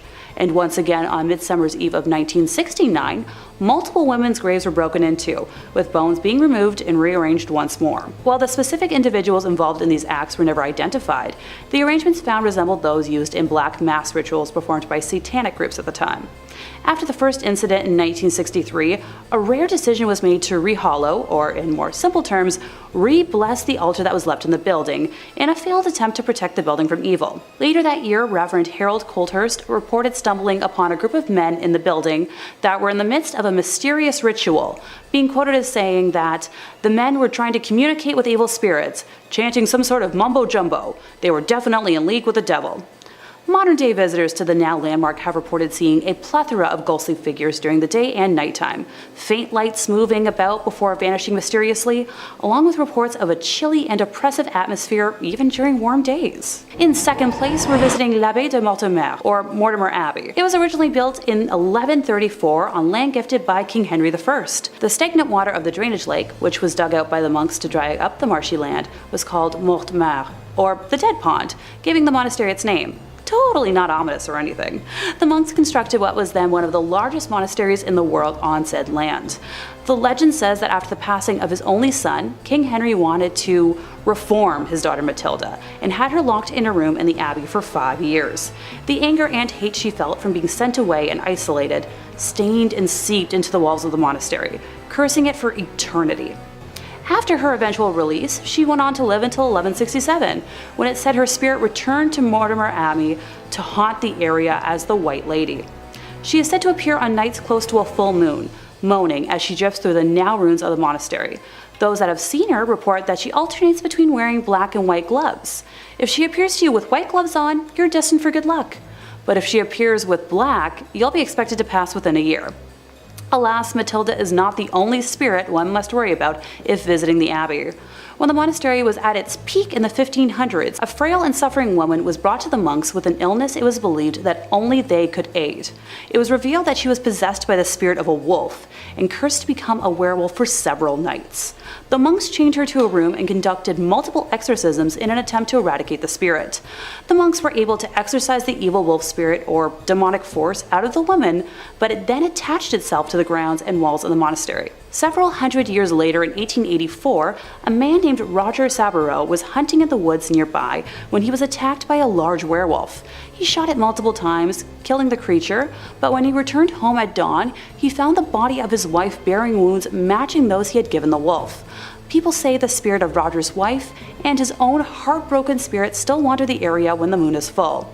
The abbey was exorcised by the church in 1921, but still remains haunted to this day. And coming in first place, we have the Abbey of the Black Hag, locally known as Monasterngalagduff. Please don't curse me for my pronunciation, St. Catherine's Abbey, or simply as Old Abbey. It's located roughly 2 miles east of the village of Shanagolden, in the townland of Old Abbey. Gee, can you tell where it got its name?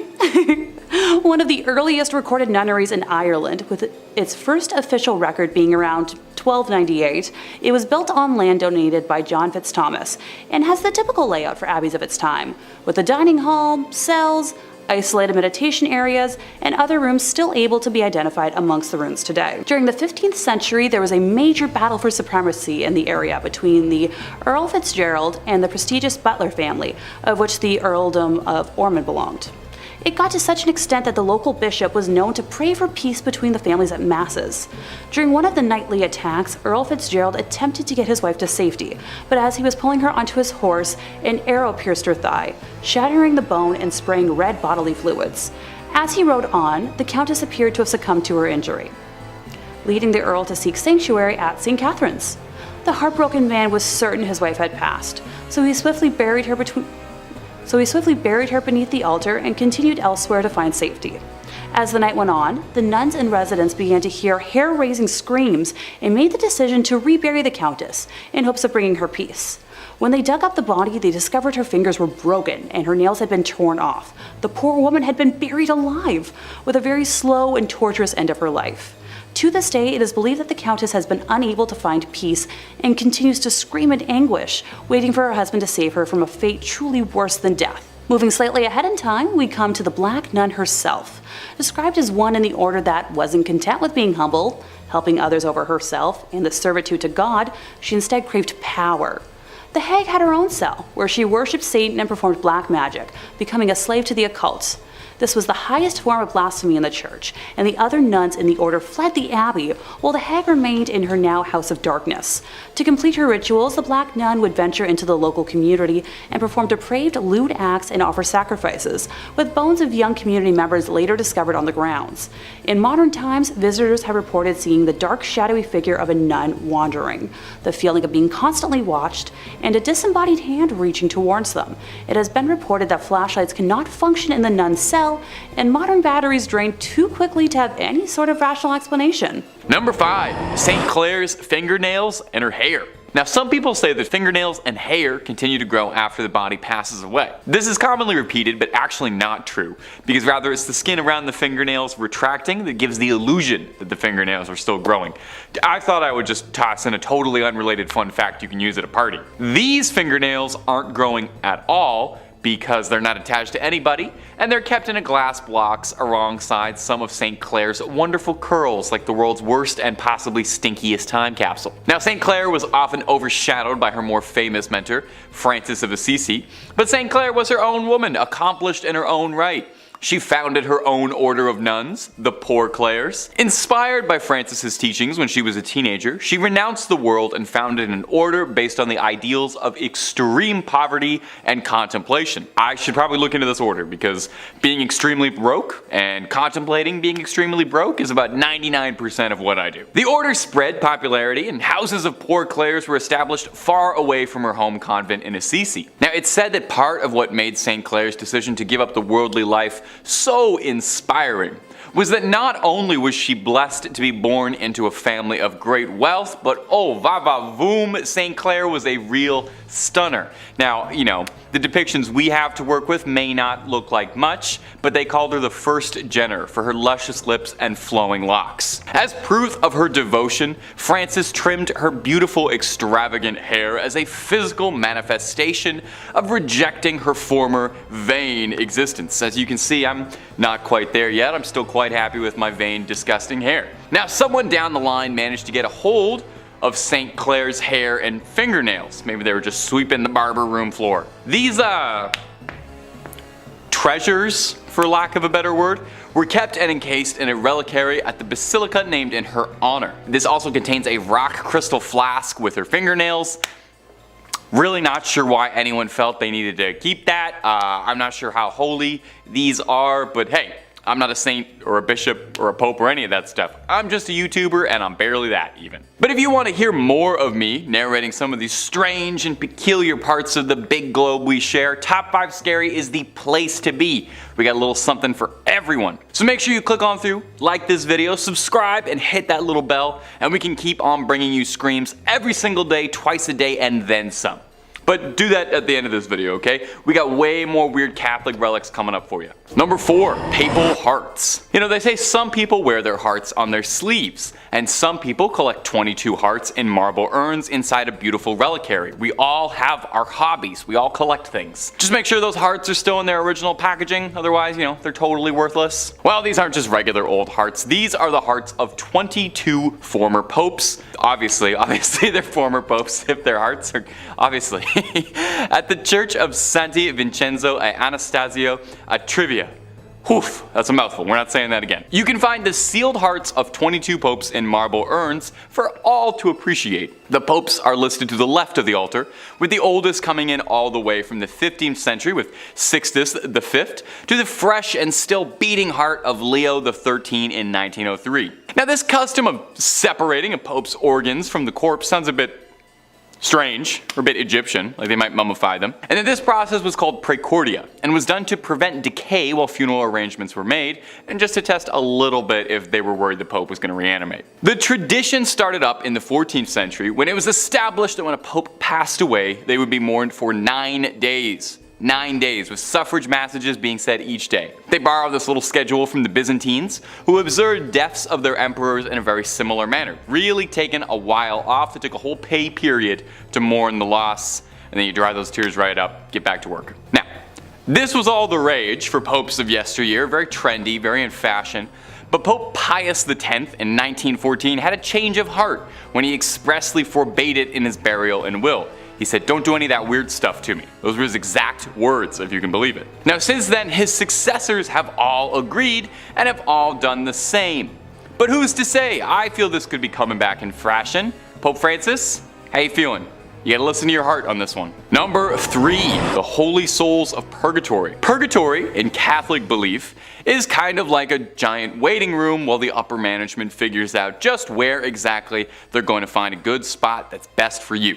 Well, that's simplifying it a bit, obviously. The soul is thought to be stranded in purgatory until it atones for its earthly sins, but you can hurry the process up just a little bit if your loved ones back on earth are praying for you. In the back of the Chiesa del Sacro Cuore del Suffragio del Piccolo Museo del Purgatorio, or Museum of the Holy Souls in Purgatory, holds a collection of relics that have been singed by the hands of the souls of those trapped in purgatory. These burned handprints are believed to be the souls trying to communicate that their loved ones need to pray harder. I don't know about you, but I would definitely start praying real hard if burned handprints started showing up in my books, but I would be praying for an exorcist, more likely. Now, this is kind of interesting, and I didn't even know this. Purgatory isn't even mentioned directly in the Bible, but the concept of purgatory dates back to the 11th century. This notion that trapped souls needed to be freed came from a story told to the Abbot Odilo of Cluny by a monk returning from the Holy Land. He told this story about how this ship had been wrecked, that he'd been cast ashore on a mysterious island, and a hermit who lived on the island related his own story of a chasm from which screams of trapped souls and demonic flames rose and ravaged. He told of how the demons would complain about losing souls when your loved ones would pray for their behalf. So November 2nd was established as All Souls Day. Everybody, all the souls. Where it was believed that prayers by the living could help get all of those trapped dead in purgatory loose. You know, it's kind of like that one episode of The Simpsons where the town comes together to get Bart out of the well. It's a similar enough concept, you know. They sang a song, you pray, souls get out, Bart gets out, pretty much one and the same. This particular collection of burned relics in particular, though, was collected when Victor Jouet, the missionary behind the collection, experienced a fire that burned part of the original suffragio, leaving behind a scorched image of a face that he believed was a trapped soul. Now, again, just me personally, but if I saw a face burned into one of my possessions, I would move entirely, call an exorcist, be putting salt circles around my feet for the rest of my life, but I appreciate what he did too. Number 2, the Santa Maria della Concesione crypts. Whew, my Italian is not as good as it should be.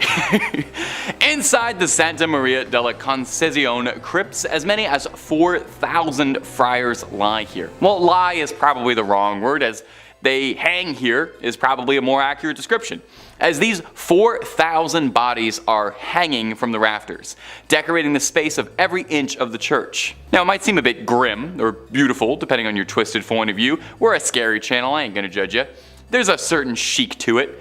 But I wouldn't be surprised if they have to spend a few hundred a month on keeping air fresheners and incense just running all the time there. Now, you might reasonably be wondering, hey, Why do they hang bones from the wall like they're throwing a Halloween party and no one went to the store to get actual decorations and they had to make do with what they had? Well, they're not just festive. The practice dates back from the 16th century when the Capuchin friars, not named after the monkey but because of the hoods they wore, left the friary of St. Bonaventure to come live at Santa Maria della Concezione. They were ordered by the Pope's brother at the time to bring the remains of deceased friars with them to their new home so that all the Capuchins could lie together. With a huge amount of bodies on their hands, the brothers decided to get a little fun with it and decorate the walls of the crypts with their bones as a way of reminding them that death comes for all of them. Surely there's a slightly easier way to remind you of the ever-present mortality that hangs over us than literally hanging a bunch of pelvises to the buttresses, but what do I know? A plaque in the crypt reads, "What you are now, we once were.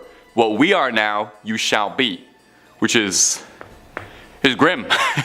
No way around it. The crypt contains a little bit of everything inside you. Crypt of skulls, lovely load of leg bones, and the star of the show is definitely the crypt of pelvises. Oh, make sure you get a photo in there. Make sure you grab a fridge magnet from the Pelvis Room gift shop. And number 1, St. John the Baptist's many heads. They say 2 heads are better than 1, which might be proof of what a great man St. John the Baptist is, because no one can seem to agree how many heads the guy actually had. The saint's head was supposedly brought back from Constantinople in 1206 by the crusader Wallen de Satan, but it seems this happened more than a few times, since 3 different shrines across the globe all claim to have the original head of St. John the Baptist, and no one's able to clear this up anytime soon. St. John was a forerunner of Jesus Christ, and the New Testament says that John was beheaded by Herod around 28 CE as a punishment for criticizing his recent divorce. Yeesh. Paintings of the beheading depicted on a silver platter, which is a nice way to get a severed head, I think. I don't know if I ever want a head delivered to me, but if I had to, I would want it on a silver platter. According to the legend, there really was a silver platter his head was delivered on that made its way to Constantinople or Istanbul, but was sold by the Crusaders in order to pay for his travels back. John's head was on display in the Amiens Cathedral up until the French Revolution, where they confiscated all church treasures, and it would eventually return home in 1816, then going all the way back to Rome from Greek monks who brought it to a shrine decorated with beautiful stained glass, one panel depicting the head on a silver platter. You think you wouldn't want to remember that. Well, here's where the trouble comes in.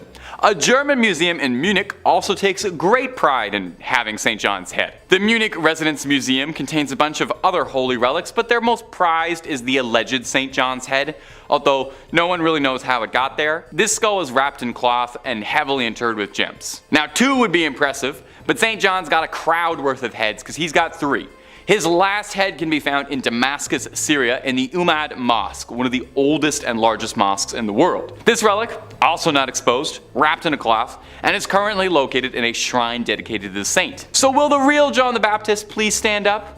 Or do all 3 of these heads actually really belong to him, and he had to be beheaded 3 times for it to take? You know what, don't answer that. I'm not sure if that's something I really want to know. Number 5, Oliver Plunkett's head. Now in the other 2 videos, we talked about the head of St. Catherine of Siena, and we also talked about St. John the Baptist and how many heads he may or may not have had scattered across the world, and I'm not one to break tradition, so I thought for part 3 I would include a 3rd holy saintly severed head, this time belonging to Oliver Plunkett. A notable difference between the 2 other severed heads is that this one is probably the most disgusting one we've included on these lists. I know these are all holy relics, but let me just say, out of context, this is absolutely horrifying and looks like it's straight out of a grindhouse horror movie that you'd find in a dirty basket somewhere. Oliver Plunkett, before becoming a head, was an Irish Catholic archbishop who was a victim of the Popish plot. Now, if you're not up to date on your Catholicism, that's a whole other video worth of explaining. I don't know much about the Popish plot. I'm not the guy to do that for you. But the short version is that it was a conspiracy falsely alleging that there was a plot against the Protestant king Charles II. Oliver Plunkett happened to end up on the receiving end of something really bad.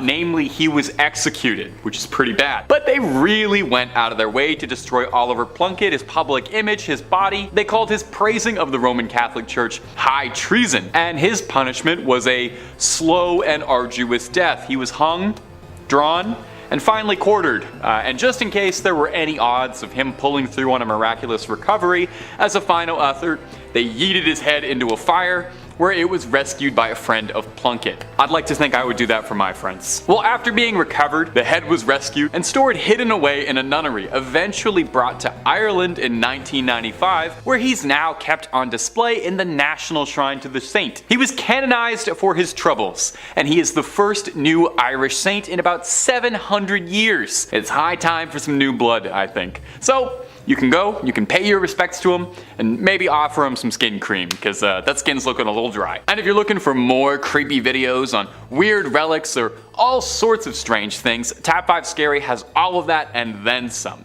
If there's something scary, the odds are pretty good we've got a video or two on it. And if you haven't already, subscribe, hit that bell for more videos every single day. But do that at the end of this video, okay? We got way more weird Catholic relics coming up for you. Number 4, St. Teresa's hand. Now, if you've watched our other videos on this subject, then no doubt you're already very familiar with the practice of making remnants of saints into relics. Now, something that's directly from a saint is called a first-class relic. That means it's something that came off of their body, you know? Their hair, their fingernails, a vial of their fluids, or in the case of the lovely St. Teresa, her whole hand. Encased in a beautiful, ornate golden reliquary with gems all over the knuckles, and the editors are goofing off because that's just a picture of the Infinity Gauntlet from Avengers Endgame. Wait, that's what it really looks like.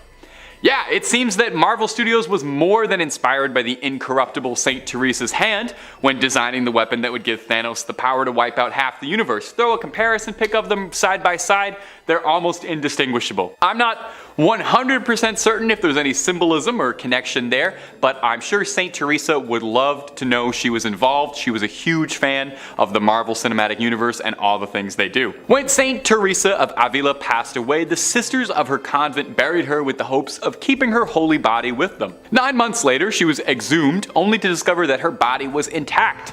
She hadn't decayed at all. That's why they thought she was incorruptible. Now, I'm not sure I totally follow the logic here, but after they discovered her body was incorruptible, they took her hand off and put it into this golden Infinity Gauntlet thing, as a way of inviting people to get closer to God through the saint's body. Now, this might not seem appealing to you, but there's a surprising demand for this relic. Near the end of the Spanish Civil War, General Francisco Franco had the hand removed from the convent and allegedly kept it close by, and if some of the wilder rumors are true, he would keep it by his pillow for good luck.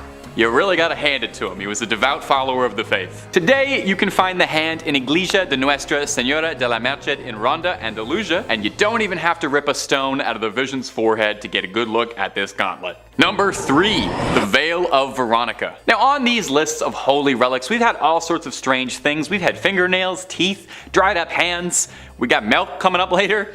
All things that have come from the body. Well, this next one is no different. It's the Veil of Veronica, and to put it gently, it's a sweat rag that's a few thousand years old. Probably one of the most pungent odors on the planet. Imagine every gym locker room you've ever been in times 1,000. When Jesus carried the cross, bruised and beaten, there was one person among the crowds who saw fit to help him out a little. Veronica wiped Jesus' face with this rag, and miraculously his face transferred onto the rag like it was silly putty on the funny papers. Now, as an outsider, I thought this is what the Shroud of Turin was. That was the wrapping used to wrap Jesus after his death, so the thing I'm learning is that Jesus left an imprint of his face on just about any surface he touched. You give him a hug, have his face on the shoulder of your shirt for the rest of your life as a sacred artifact. Now, the Veil of Veronica is hard to nail down hard, concrete facts on. It's never been officially canonized as a relic of the church, and is only alleged to exist. It's claimed to be owned at St. Peter's in Rome, although this particular relic is not on public display anywhere. Probably for the best. Honestly, don't know if I want to see a 2,000-year-old sweat stain. The ones underneath my shirts are bad enough. Now, it might sound like I'm being disparaging, referring to this relic multiple times as a sweat rag or a sweat stain, but I would like to offer this. The Latin name for the veil is sudarium. Sudarium literally translates to sweat cloth, so even the official churchly terminology for this relic acknowledges that it's just a stinky rag that has some sweat on it, but a holy stinky rag that has some sweat on it. Number 2, Mother Mary's milk. We're gonna do our best to get through this, I promise. Mother's Milk might be my favorite Red Hot Chili Peppers album, it's my favorite character on The Boys, and it might just be one of the oddest relics on a series of odd relics that's all the way to part 3. Took a lot of restraint to not put this in the first 2, but we're on part 3, so here it is now. As incredibly odd as it may sound, the Virgin Mary's milk is considered a relic of the Catholic Church. I hope they've been keeping that in the fridge. lest it spoils. Does holy milk spoil? Is everything I've said in this video profoundly heretical? There is a church called the Church of Milk Grotto, built outside Bethlehem. The history goes that the Madonna and child had taken refuge in this cave, and while she was feeding, milk spilled outwards and blessed the stone of the cave, turning it completely white. Now, the church serves as a popular shrine for women who are struggling with fertility, who hope that the lasting aura and presence of the Virgin Mary will bless them. There's a legend that goes with it. Saint Bernard, the saint, not the big dog that has his tongue hanging out, was devoted to the Mother Mary. And one day, he was praying at a statue of the Madonna, and he asked it to give him some sign, some proof that she was a mother. I guess the statue has like an odd sense of humor because it sprayed milk onto Saint Bernard. Depending on the variation of the story, either his eye or in his mouth. I saw a lot of really interesting paintings depicting this scene, and editors, I hope you're having so much fun trying to find photos for this one. I am so sorry. Truly, rest in peace your search history. In the Middle Ages, vials of the milk were sold and transported all over Europe. For what purpose, I could not tell you. These days, the Church of Milk Grotto sells a limestone powder made from the stone walls of the grotto, meant to be dissolved in a drink and consumed. Kind of like Crystal Light, but it's holy milk. Probably heals all that ails, and it's a good source of calcium, perhaps. And number 1, the holy prepuce. This is going to be the one that takes the channel down. You have no idea the restraint it's taken me to only be bringing this up now in part 3 of strange relics. This is probably the strangest relic of them all. We'll do our best to discuss this with reverence and also somehow figure out how to stay within content guidelines. Editors, best of luck. When Jesus was born, on his 8th day, a small piece of his skin was removed in a traditional ritual performed on Jewish men when they're born. Okay? Are you sort of following along with what I'm saying here? This particular part of the body that I can't quite mention that was removed at birth was an immensely holy relic to the Catholic Church called the holy prepuce. Now, the very bizarre part regarding the history of the holy prepuce isn't just that it exists at all, it's how much trouble one bit of skin would cause. You see, the prepuce first pops up in the year 800, when Charlemagne gave it to Pope Leo III on December 25th, making it one of the oddest Christmas gifts ever given in human history. From here, it stayed until 1527. Now, when Rome was sacked, a German soldier stole the prepuce and tried to keep it for himself until it was eventually recovered again and became the centerpiece of the village of Calcutta, where it was seen as the most exciting thing to happen in a while. It was like a celebrity showed up to the village. It was this great, big, important deal. They had a part of the body of the Savior. All manner of miracles are reported to have been the result of the holy prepuce. However, several other churches, villages, priests all claimed that they had the true holy prepuce, and any other ones you might have heard of out there were false. This problem became rampant, and in the early 1900s, the church wanted to wash their hands of the holy prepuce entirely and outright forbade any discussion of it in church matters. It was actually an excommunicable offense to so much as bring up the prepuce, meaning this video is pure heresy. In 1983, the prepuce was stolen from the church in Calcutta. Where is it now? Where did it go? Absolutely no one knows. No one's fessed up. You know, if you took it, I think now's a good time to just admit you did it. But if they're ever looking for a plot line for a third National Treasure movie, I have an absolutely amazing idea for something Nicolas Cage could steal. Number 5, St. Catherine's head. Coming up first on our list of strange artifacts that the Catholic Church has hidden away is the severed, mummified head of the revered St. Catherine of Siena. You wouldn't really expect there to be a severed head kept out on display, but it is an important head, I've come to understand. When she was young, St. Catherine had a vision of Jesus on a throne surrounded by saints. Afterwards, she devoted her life to Catholicism and she gave herself to the nunnery, cut her hair, scalded herself, and took a vow of celibacy. At 28, Catherine was said to have received the stigmata when 5 red rays shot out of the crucifix she was praying to and pierced her hands, her feet, and her heart. But these were far from the only miracles attributed to the lovely St. Catherine, however. She was said to be seen levitating once during prayer, and even once a priest said he saw a Holy Communion fly from his hand directly directly into her mouth. Now, I will be honest, that does make her sound a bit like a saintly golden retriever, but okay. Catherine would pass at the young age of 33 and would be canonized a century later. If you don't know, that's a fancy word for being made into a saint post-mortem. While she passed in Rome, there was some disagreement as to where the young saint should be laid to rest eternally. Her hometown of Siena quite wanted her body back. Her spiritual leader, Raymond of Capua, knew he wouldn't really be able to smuggle her entire body past guards in Rome, so he elected to just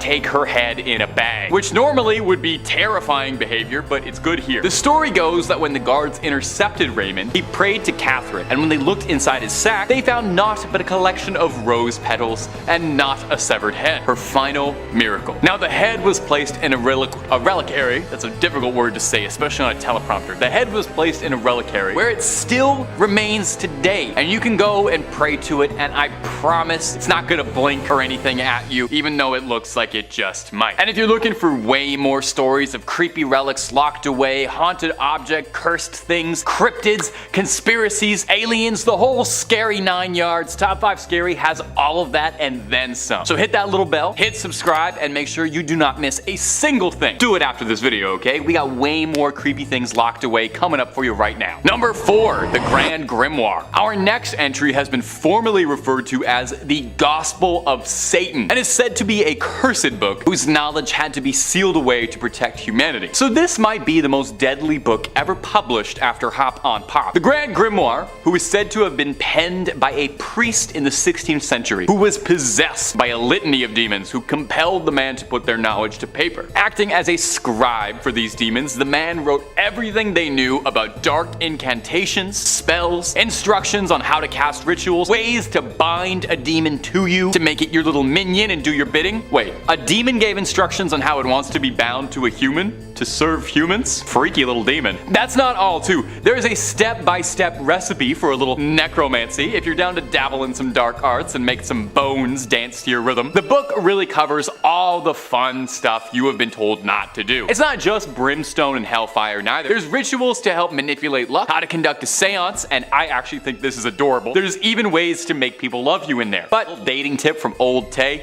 if you need a demon's help to make them like you, it might not be the strongest relationship. So, just a heads up. Now, if all of this is sounding super appealing, and I don't blame you, I played a necromancer in Skyrim, I want to make the bones raise, just know that this book is considered high treason. Even so much as cracking the spine is considered equivalent to selling your soul. So, you know, maybe hold off on that Amazon order for a bit. Also, I'm pretty sure the copy they're selling on Amazon is not the original, because due to the book's cursed reputation, the original copy is said to be locked away in the Vatican secret archives, and I'm sorry, but no matter how many times you ask, they're not gonna let you look at it, even if you swear you're just taking a little peek just to look at the illustrations and maybe the dedications. They're gonna keep it locked up. I know. Number 3, Hyacinth of Caesarea. Our next entry is the bones of Hyacinth of Caesarea, another Catholic mummy. I'm starting to think there's more Catholic mummies than there were Egyptian ones. Incredibly ornate and gorgeous, the bones of Hyacinth look like something out of one of the Indiana Jones sequels, rather than like a real thing you can go and see, but I promise you they are totally extant. On the grounds of the Fürstenfeld Abbey reside the relics of 2 saints. Now, these aren't just like a toenail or a tongue, and more on that later, but these are full-on science class skeletons dressed to the 9 in gold and jewels, encrusted in more diamonds and rubies than you could imagine. They are probably worth more than your and my apartments combined. Old Hyacinth, Hisey, as he liked to be called by his friends, was an obscure martyr from the early days of Christianity, slain by the Romans for his faith. We know precious little about him today, but we know that his name appears in a list of martyrs from the 4th century, which suggests that he used to be pretty important, and he was popular enough to write his name down on a list, much like what I'm doing right now. Look at how history repeats itself like that. Isn't that fascinating? Now, Hyacinth's skeleton showed up at the Church of the Assumption in, I'm gonna excuse the pronunciation here, Fürstenfeldbruck near Munich at an unknown date. Did somebody just dropped him off? Somebody just dumped a bag of bones on the front step like he's a baby you're giving up for adoption at the fire station? No more questions. The church was sacked by the Swedish army in the 17th century, and when it was rebuilt, they really went all out. out with the decor, going over the top a little buttock, including a skeleton decked out in bling, looking like he is about to take over the skeleton rap scene. So that's Hyacinth, largely not remembered in life for any particular reason beyond being slain for his religion, and remembered forever as a ludicrously swagged out skeleton. We can all only hope for similar legacies as dear sweet Hyacinth. Number 2, the tongue of Saint Padilla. Did you know your tongue is made up of 8 muscles? Maybe you didn't. Did you know that one of the most important relics to the Catholic Church is a dried up 8,000-year-old tongue that looks like beef jerky kept inside a golden helmet that looks like something out of a dark fantasy 80s movie? Well, now you do. And have you enjoyed how much of this list is mummified bodies in gold? Because I have. St. Anthony was said to be a jewel case of the Bible, making a name for himself with his apparently extremely inspirational sermons that won the Catholic Church many new members. People would flock in just to hear what St. Anthony was talking about. Apparently, he even got a bunch of ex-Christians to reform and rejoin the faith. He was apparently an incredibly accomplished public speaker, and I would say that he had a silver tongue, but we actually have proof of what color his tongue was because it's kept in a little glass jar. St. Anthony would pass away in 1231 from edema, a horrible disease that causes a buildup and blockage of fluid in the body's tissues. Now, some 30 years later, in 1263, he was exhumed, and shocking the gravediggers who were doing it, while his body had rotted and decomposed, his legendary tongue was still intact, as incorruptible as it had been in life, allegedly still wet with saliva. I wonder if he could still taste. Seeing it was a miracle, the gravediggers took his tongue alongside the bottom half of his jaw, and they are both displayed in the Basilica of St. Anthony of Padua in elaborate gold reliquaries. But honestly, it looks like something straight out of Warhammer 40k. Does no one think this is as odd as I do? Maybe I'm an outsider. I didn't grow up terribly Catholic, so I don't really know these imagery. I know the story behind it isn't terribly scary, but the image of this tongue and jaw inside a little glass helmet wrapped in gold looks like something I would ask an AI to make if I typed in nightmare. A tongue shouldn't look like that. And I feel like a jaw shouldn't look like that either. Am I alone in this? Am I weird for thinking this is weird? You let me know down below in the comments if maybe I just lack context on all of this. And number 1, Camillus de Lellus's heart. Camillus de Lellus was a man with a big heart full of love, never ending in generosity. We know just how big his heart is because it is kept in a glass jar and it is salted to preserve its legacy. Whoa. Camillus started out pretty humble, born in 16th century Naples. He would later become a soldier until a brutal gambling problem would end up overtaking his life, leaving him in rags driving a donkey cart, but he knew that a far better life was out there. Eventually, he was urged by a friar to explore the lighter side of his soul, and eventually someone was able to pierce his heart both figuratively and later literally, and persuaded him into seeking divine retribution. Camillus would devote his life to providing for the ailing, but tragically, and perhaps unsurprisingly if you spent all your time around sick people before modern medicine, a lifetime of caring for the sick led to him also becoming gravely ill,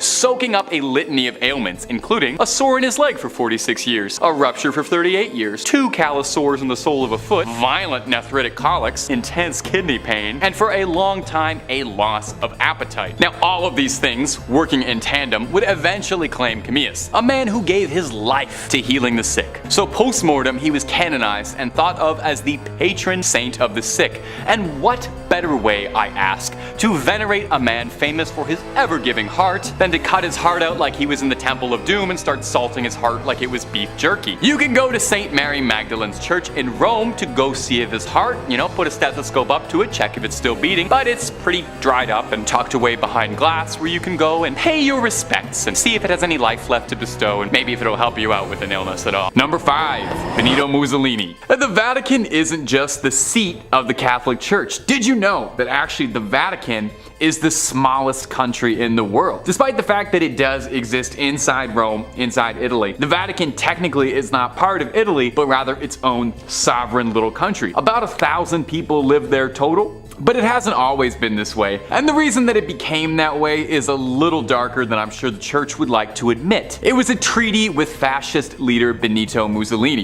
In 1922, Mussolini and the National Fascist Party came to power in Italy, crushing democracy and putting up a pretty hostile dictatorship in its place. In 1929, Mussolini and the church came together to have a little meet and greet and sign a treaty, granting the church status as a private enclave, a sovereign state inside of Italy. Mussolini wouldn't bother the Vatican, and they wouldn't bother him. Mussolini even paid out a massive settlement, which the church invested and is believed to be valued at around $780 million.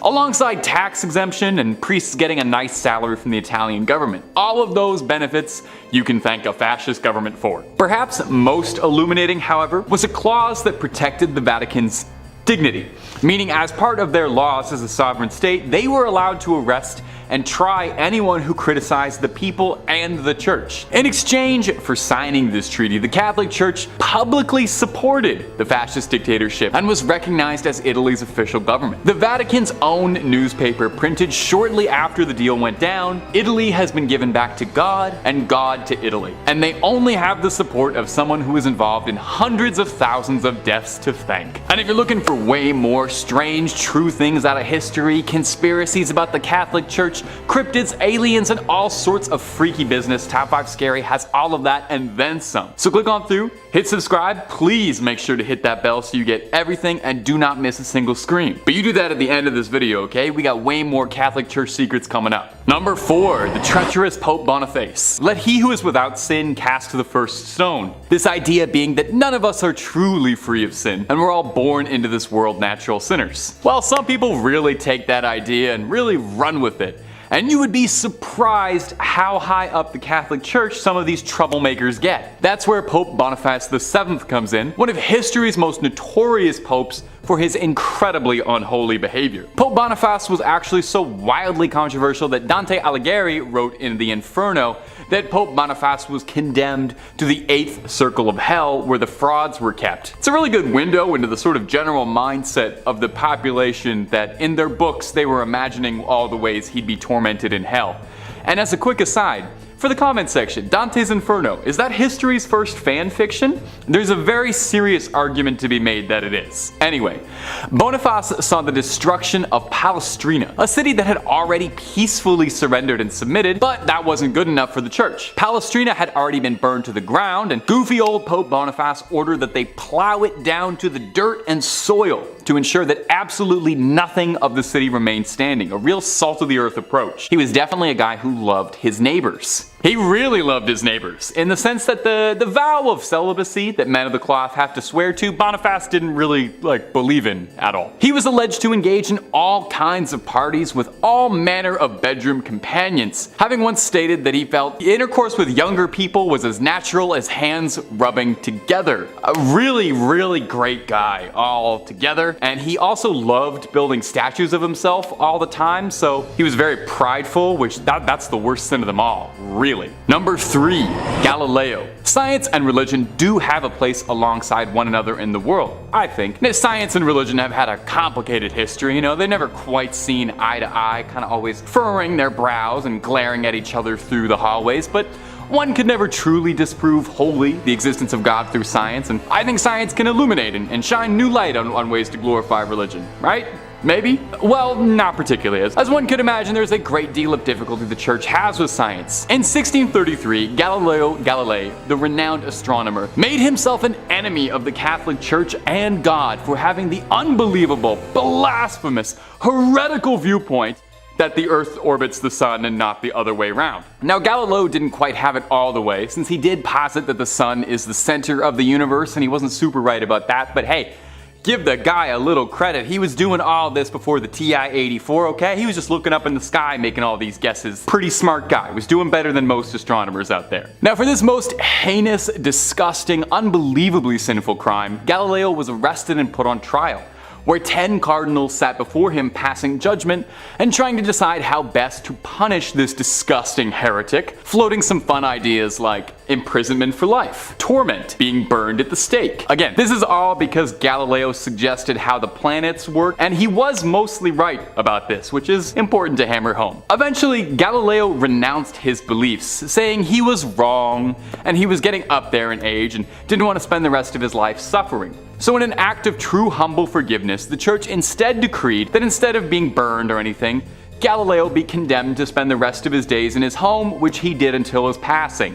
That'll teach him. Now eventually, obviously, the church kind of had to walk back some of that treatment of Galileo. In 1992, they spoke out saying that maybe he was kind of technically right about like a few things here and there, and mumbled out an apology like a schoolyard bully being forced to say sorry by the teachers. Sure, it was about 350 years too late, but I bet Galileo probably really appreciated it and would have loved to have known how vindicated by history he would have been. Number 2, the wild and wacky life of Pope Benedict IX. Over the years, there have been many controversial popes. I mean, there's a bunch on this list already. In fact, you'd probably find more popes are wrapped in controversy than you might imagine. Now, it's pointless to compare sins on any sort of moral scale as to who's the most evil or the worst pope, but it's hard to argue that few of them got up to as much chaos and trouble as Pope Benedict IX, who was one of the wackiest, most notorious popes out there. He once sold the position because he got bored of it. It's said he began his pontification when he was a young man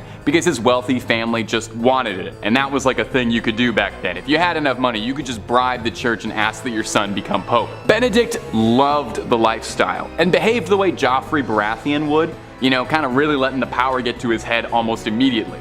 He would spend his money on women of the night, hosting lecherous, wild, erotic parties, which allegedly would have all manner of man, woman, and if the stories are to be believed, animals as well. It was not long before there were conspiracies being drawn up to assassinate the Pope, if you can believe that. Even just saying that feels weird, but they wanted to assassinate the Pope. Probably in a case of divine intervention or fate, on a feast day, his enemies snuck into St. Peter's Basilica carrying rope, ready to tangle up the Pope. But a solar eclipse scared the assassins so badly they called the whole thing off, and to be honest, I totally get it. If I was planning on disposing the Pope and the sun got blocked out, I'd assume God was furious at me. Failed coups notwithstanding, Pope Benedict's reputation did not improve much. He was attacked by an angry mob in 1045, and he was forced to flee and would be replaced by another pope, one Sylvester III. 2 months later, however, Benedict would return to take the title back. But 2 months later, he decided that he didn't really enjoy being pope anymore. It wasn't as fun, what with all the constant bombardment of hate and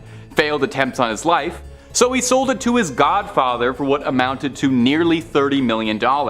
Imagine buying the Pope. Imagine buying being the voice of God.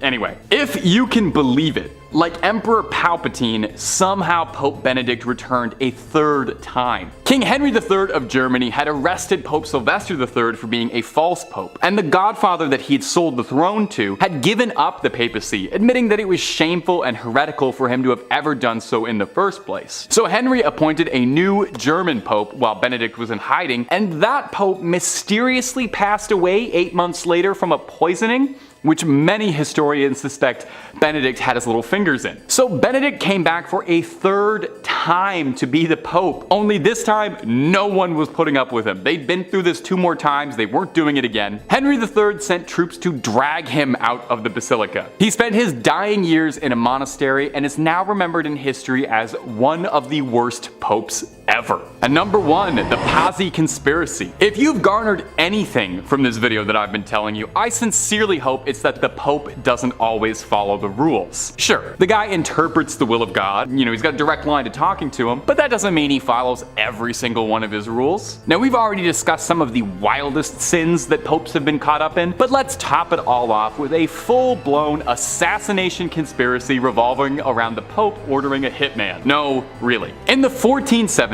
Pope Sixtus IV hatched a scheme to rid Florence of the Medicis, the most influential family in the country at the time, rivaling the church. The Medicis had served as the bankers for the papacy for generations, and as such were loaded. Pope Sixtus kickstarted this conflict when he changed the Medicis over as the bankers to the Pazzi family, who were more loyal to him. The Medicis didn't want to pay to help the Pope claim the town of Imola, which the Medicis themselves wanted to lord over. So with these in the way, the Pope thought that something had to be done about these meddling Medicis. So Sixtus contracted 2 assassins to carry out the plot against Lorenzo and Giuliano de' Medici during Easter Mass on Sunday, which just feels unbelievably disrespectful if you're the Pope, you know? You can't talk in church, but you can orchestrate a political assassination. That's fine to do on Sunday, on Easter Sunday? Now, if you're sitting here listening to this and you're kind of scratching your head because you feel like all of this sounds a bit familiar, imagine you have a white hood on and you're jumping into a bale of hay,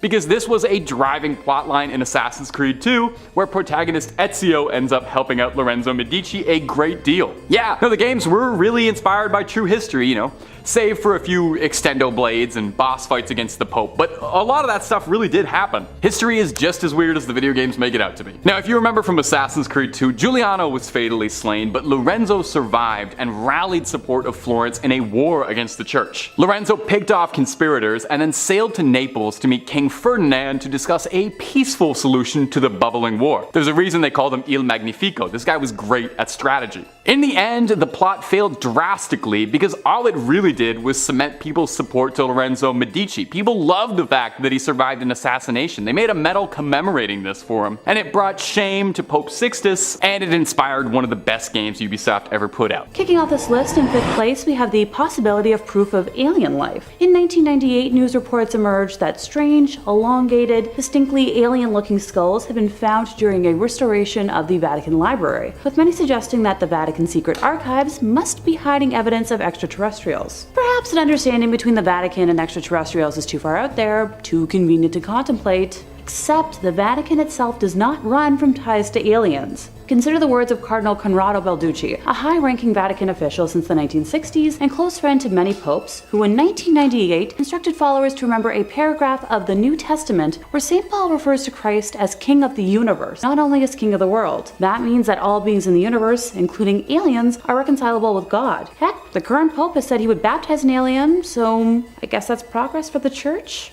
You tell me. In 4th place, we have Conscience Court. Yep, the Vatican has a secret court for sins based on conscience. Not proof, not evidence, but absolution from conscience. Bishops who handle such hearings are the Apostolic Penitentiary, also known as the Tribunal of Conscience. Created by Pope Alexander in 1179, it was a secret to the public until 2009. Wow, a secret they kept from the general public? Consider me less than surprised. The sins judged in this court vary from spitting out the desecration of a communion wafer to priests breaking their vows of celibacy. Spitting out communion's a sin? News to me. I can think of a lot of icky priests that should go to real court for how they broke their vows, not a court where they're simply forgiven. Sinners who seek absolution have to write a petition to the Holy See. They use pseudonyms to protect their identities and submit the petition to the tribunal. The tribunal considers the matter, but the decision-making lies with the major penitentiary, and if he is uncertain, then he submits the matter to the Pope.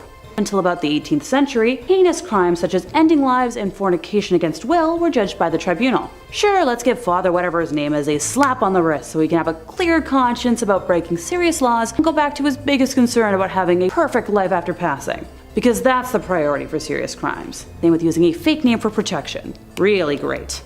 In 3rd place, time to talk about exorcisms. While I'm sure someone out there is chuckling, exorcisms are nothing to be taken lightly. They're a religious or a spiritual practice of evicting demons, jinns, or other malevolent spiritual entities from a person or an area that is believed to be possessed. It varies a bit from religion to religion, so bear with me while I specify how it works in the Catholic Church. In Catholicism, exorcisms are performed in the name of Jesus Christ. There's a distinction between major exorcisms and minor exorcisms. Minor exorcisms are included in some blessings in which priests create sacramentals such as blessed salt. A related practice is deliverance ministry. Now, the distinction between deliverance ministry and exorcism is that exorcism is conducted by priests who are given special permission from the Catholic Church, while deliverance ministry is prayer for people who are distressed and wish to heal emotional wounds, including those purposefully caused by evil spirits. The Catholic rite for a formal exorcism, called a major exorcism, is given in section 11 of Ritual Romanum. The ritual lists guidelines for conducting an exorcism and for determining when a formal exorcism is required. Priests are instructed to carefully determine that the nature of the condition is not actually a psychological or physical illness before proceeding. Sure, I'd love to see their criteria. In Catholic practice, the person performing the exorcism, known as an exorcist, exorcist must be an ordained priest. The exorcist recites prayers according to the rubrics of the rite and makes use of religious materials such as icons, sacramentals, and holy relics. The exorcist revokes God, specifically the name of Jesus Christ, as well as saints of the Church Triumphant and the Archangel Michael, to intervene with the exorcism. According to Catholic understanding, several weekly exorcisms over many years are sometimes required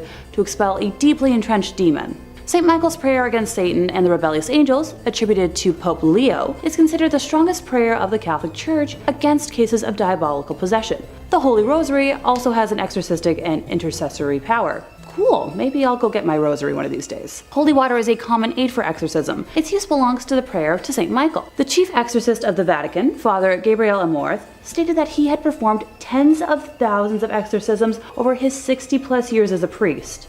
Oh my gosh. Additionally, popes have performed exorcisms. Father Amorth states that in 2009, Pope Benedict slammed Satan out of 2 guys, and in 2000, Pope John Paul II attempted to exorcise a woman, but failed to do so. Father Amorth later witnessed the possessed woman crawling up the walls like a spider. Interesting.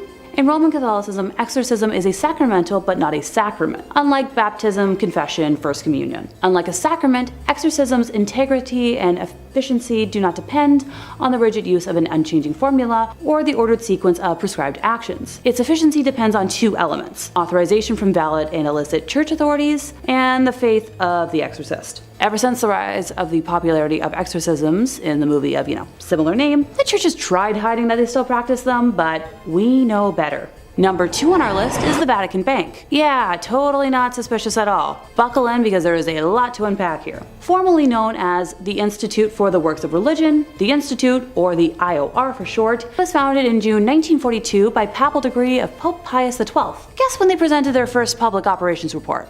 Nope, not 1943. Try again, I'll wait. Nope, not even in the 1900s.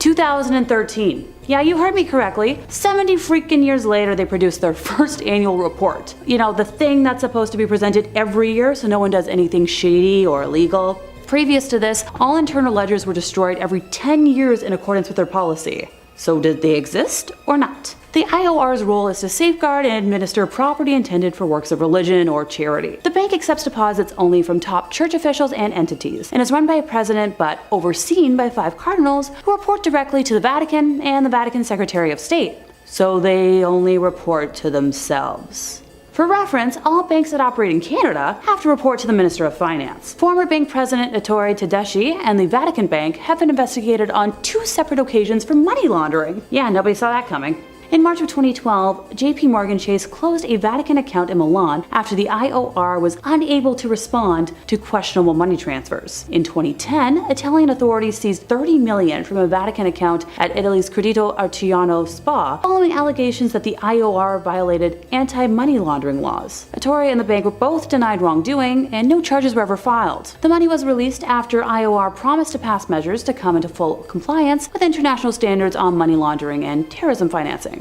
Yeah, those measures, as of 2023, still have not been passed. In September of 2019, German Cardinal Reinhard Marx, who was in charge of the Vatican's Economic Council, confirmed that Pope Francis had instructed him to reduce costs in an effort to eliminate a deficit that is estimated to be around 70 million euros. Don't get excited. That's not a concrete number from them, because that would be, too transparent. The exact amount is up for debate because the Vatican has not published a budget since 2015 and has been without an in-house auditor for 2 years. Pardon me while I slowly blink here. The Vatican enjoys a property tax break for all non-commercial properties containing a chapel. So using this loophole between the years 2006 and 2011, the Vatican evaded taxes that amounted to about 4 billion euros. The European Court of Justice ruled this illegal, and the Vatican had to cough up 4 billion euros as post-dated tax. Sure, because every normal organization has that kind of money just lying around. The Vatican did not entirely pay for evading taxes, and it's argued that if you take into account the taxes they evaded dating back to 1992, the total amount's going to be over 13 billion euros. That's right, billion. On the 28th of June in 2013, 3 people were arrested by the Italian police on suspicion of corruption and fraud, having planned to smuggle 20 million in cash from Switzerland into Italy. One of those people arrested was Monsignor Nunzio Scarano, previously senior accountant at APSA, the Vatican's administration of the Patrimony of the Apostolic See. Try saying that 5 times fast. In January of 2014, he was further charged with money laundering through IOR accounts in yet another investigation. I'm seeing a pattern here. Are you? According to a police statement, millions of euros in false donations from offshore companies had moved through his accounts. Already in July of 2013, the IOR had frozen the money in his accounts. In July of 2016, Nunzio was acquitted of allegations of corruption, but was given a 2-year sentence after being convicted of lesser charges of making false allegations. His money laundering trial in his hometown of Salerno was still pending at this time. The other person arrested was a bank person and a former Secret Service agent. In February of 2017, a court in Rome convicted 2 former top Vatican bank officials, Paolo Cipriani and Massimo Tullioff, for omissions in communications involving 3 small transfers. Paolo was a former Vatican bank director, and Massimo was his former deputy. They were, however, acquitted of a more serious money laundering charge, which involved $60 million in transfers, and were sentenced to 4 months and 10 days in prison. They were also forced to return $6,000 each. Oh, so glad they had to return so much of that money. In 2018, Vatican prosecutors indicted former Vatican Bank president Angelo Colloia and an attorney, Gabriele Liuzzo, for embezzling $62 million and using a real estate scam between 2001 and 2006. Oh yeah, totally a safe bank to put money in. And in first place, we have some unethical history German stuff. Thanks to guidelines, I have a lovely dictionary of words I cannot say, so I'll try to give y'all a little list right now. Yahtzee's gonna represent a group that carries about, a very distinct flag, and evil dictator Schmiedler is their leader. I'll just use evil dictator or cruel dictator. I hope y'all can follow along, because things are about to get dicey. Remember that bank I just talked about? Yeah, time to get even more in depth. A filed lawsuit claims that during the dictator's reign, the Vatican Bank received at least 200 million Swiss francs from his puppet Utasha regime, money that his followers allegedly looted from groups of people they set out to eliminate. The class action suit, headed up by attorney Keelan Friesen at Minneapolis law firm Zimmerman Reed, involves 2,000 plaintiffs who are seeking an accounting of purported funds as well as restitution that can amount to around $200 million. The claim also names, unidentified Swiss, Austrian, Argentine, Spanish, Italian, Portuguese, and German banking institutions, where plaintiffs' lawyers say some of the plunder may have been routed to help the war criminals escape to Argentina. The suit relies on once classified documents from various countries that have been made public in recent years, as well as a 1998 U.S. government report issued by Commerce Undersecretary Stuart Eizenstat. Some of the report's most damning evidence appears in a 1946 intelligence memo from a U.S. Treasury agent named Emerson Bigelow, who states that the Swiss francs were held in, you guessed it, the Vatican for safekeeping. The Vatican has constantly denied allegations of receiving Yahtzee gold and said in its internal review that they showed no trace of such funds. Sure, I'm totally gonna trust the internal review from a bank that destroyed their records for 70 years before going public. One of the reasons the Vatican has been criticized is that it refuses to open its archives as others have done. A key figure in helping the Utashi was Krunoslav Draganovic, a Croatian priest who was head of the College of San Girolamo in Rome. Men from Croatia who wanted to become priests lived at San Girolamo while studying for ordination. After World War II, the college served as a safe house for the Usashi underground. It is alleged that Draganovic had aided the military and civilian leaders who had been in power in Croatia and committed war crimes. His assistance consisted in obtaining false documents and safe passage out of Italy. People write that there are allegations that he used his Vatican Bank connections to launder gold stolen by, you guessed it, and that he was paid for his cooperation. He admitted in a 1945 that he had personally moved 40 kilos of Utashi gold to Rome, concealed in 2 packing cases. A request made under the Freedom of Information Act resulted in the 1997 release of Bigelow's report. Criminal conduct described in the report led to the institution of a 1999 lawsuit against the Vatican Bank. Criminal conduct described in the report led to the institution of a 1999 lawsuit against the Vatican Bank filed by survivors and descendants. The lawsuit was dismissed in 2009 under terms of the Sovereign Immunities Act. Although the legal case no longer stands, moral questions surrounding the plunder remain. Yeah, I've got a few questions of my own. Now, ever since allegations concerning the Vatican Bank and the Croatian plunder became public, requests have been made to the Vatican to allow access to archival documents from the time of Pope Pius. Pius was Pope from 1939 until 58, and if there's anything, it would be found on documents from his papacy, if they still exist. According to Gerald Posner in God's Bankers, following tradition, documents relevant to Pope Pius could have been made public on March 12th of 2014, 75 years after his election as Pope, but you guessed it, the date passed without any release of those documents. At a 1997 conference on looted Yahtzee gold in London, the Vatican was the only one of 42 countries that rebuffed all requests for archival access. At a 1998 restitution summit in Washington, it ignored an emotional plea by U.S. Secretary of State and stood aside as 44 countries approved an ambitious plan to return, icky looted art and property, settle unpaid life insurance claims, and reaffirm the call for open access to that time-era archives. Subsequent pleas for opening the files by Bill Clinton, the State Department, and other organizations went unanswered. Enthusiasm over a 1999 Vatican announcement to allow Jewish historians into the wartime archives was short-lived. Access was limited to 5,000 documents that had been selected and published years earlier by 4 hand-picked academics.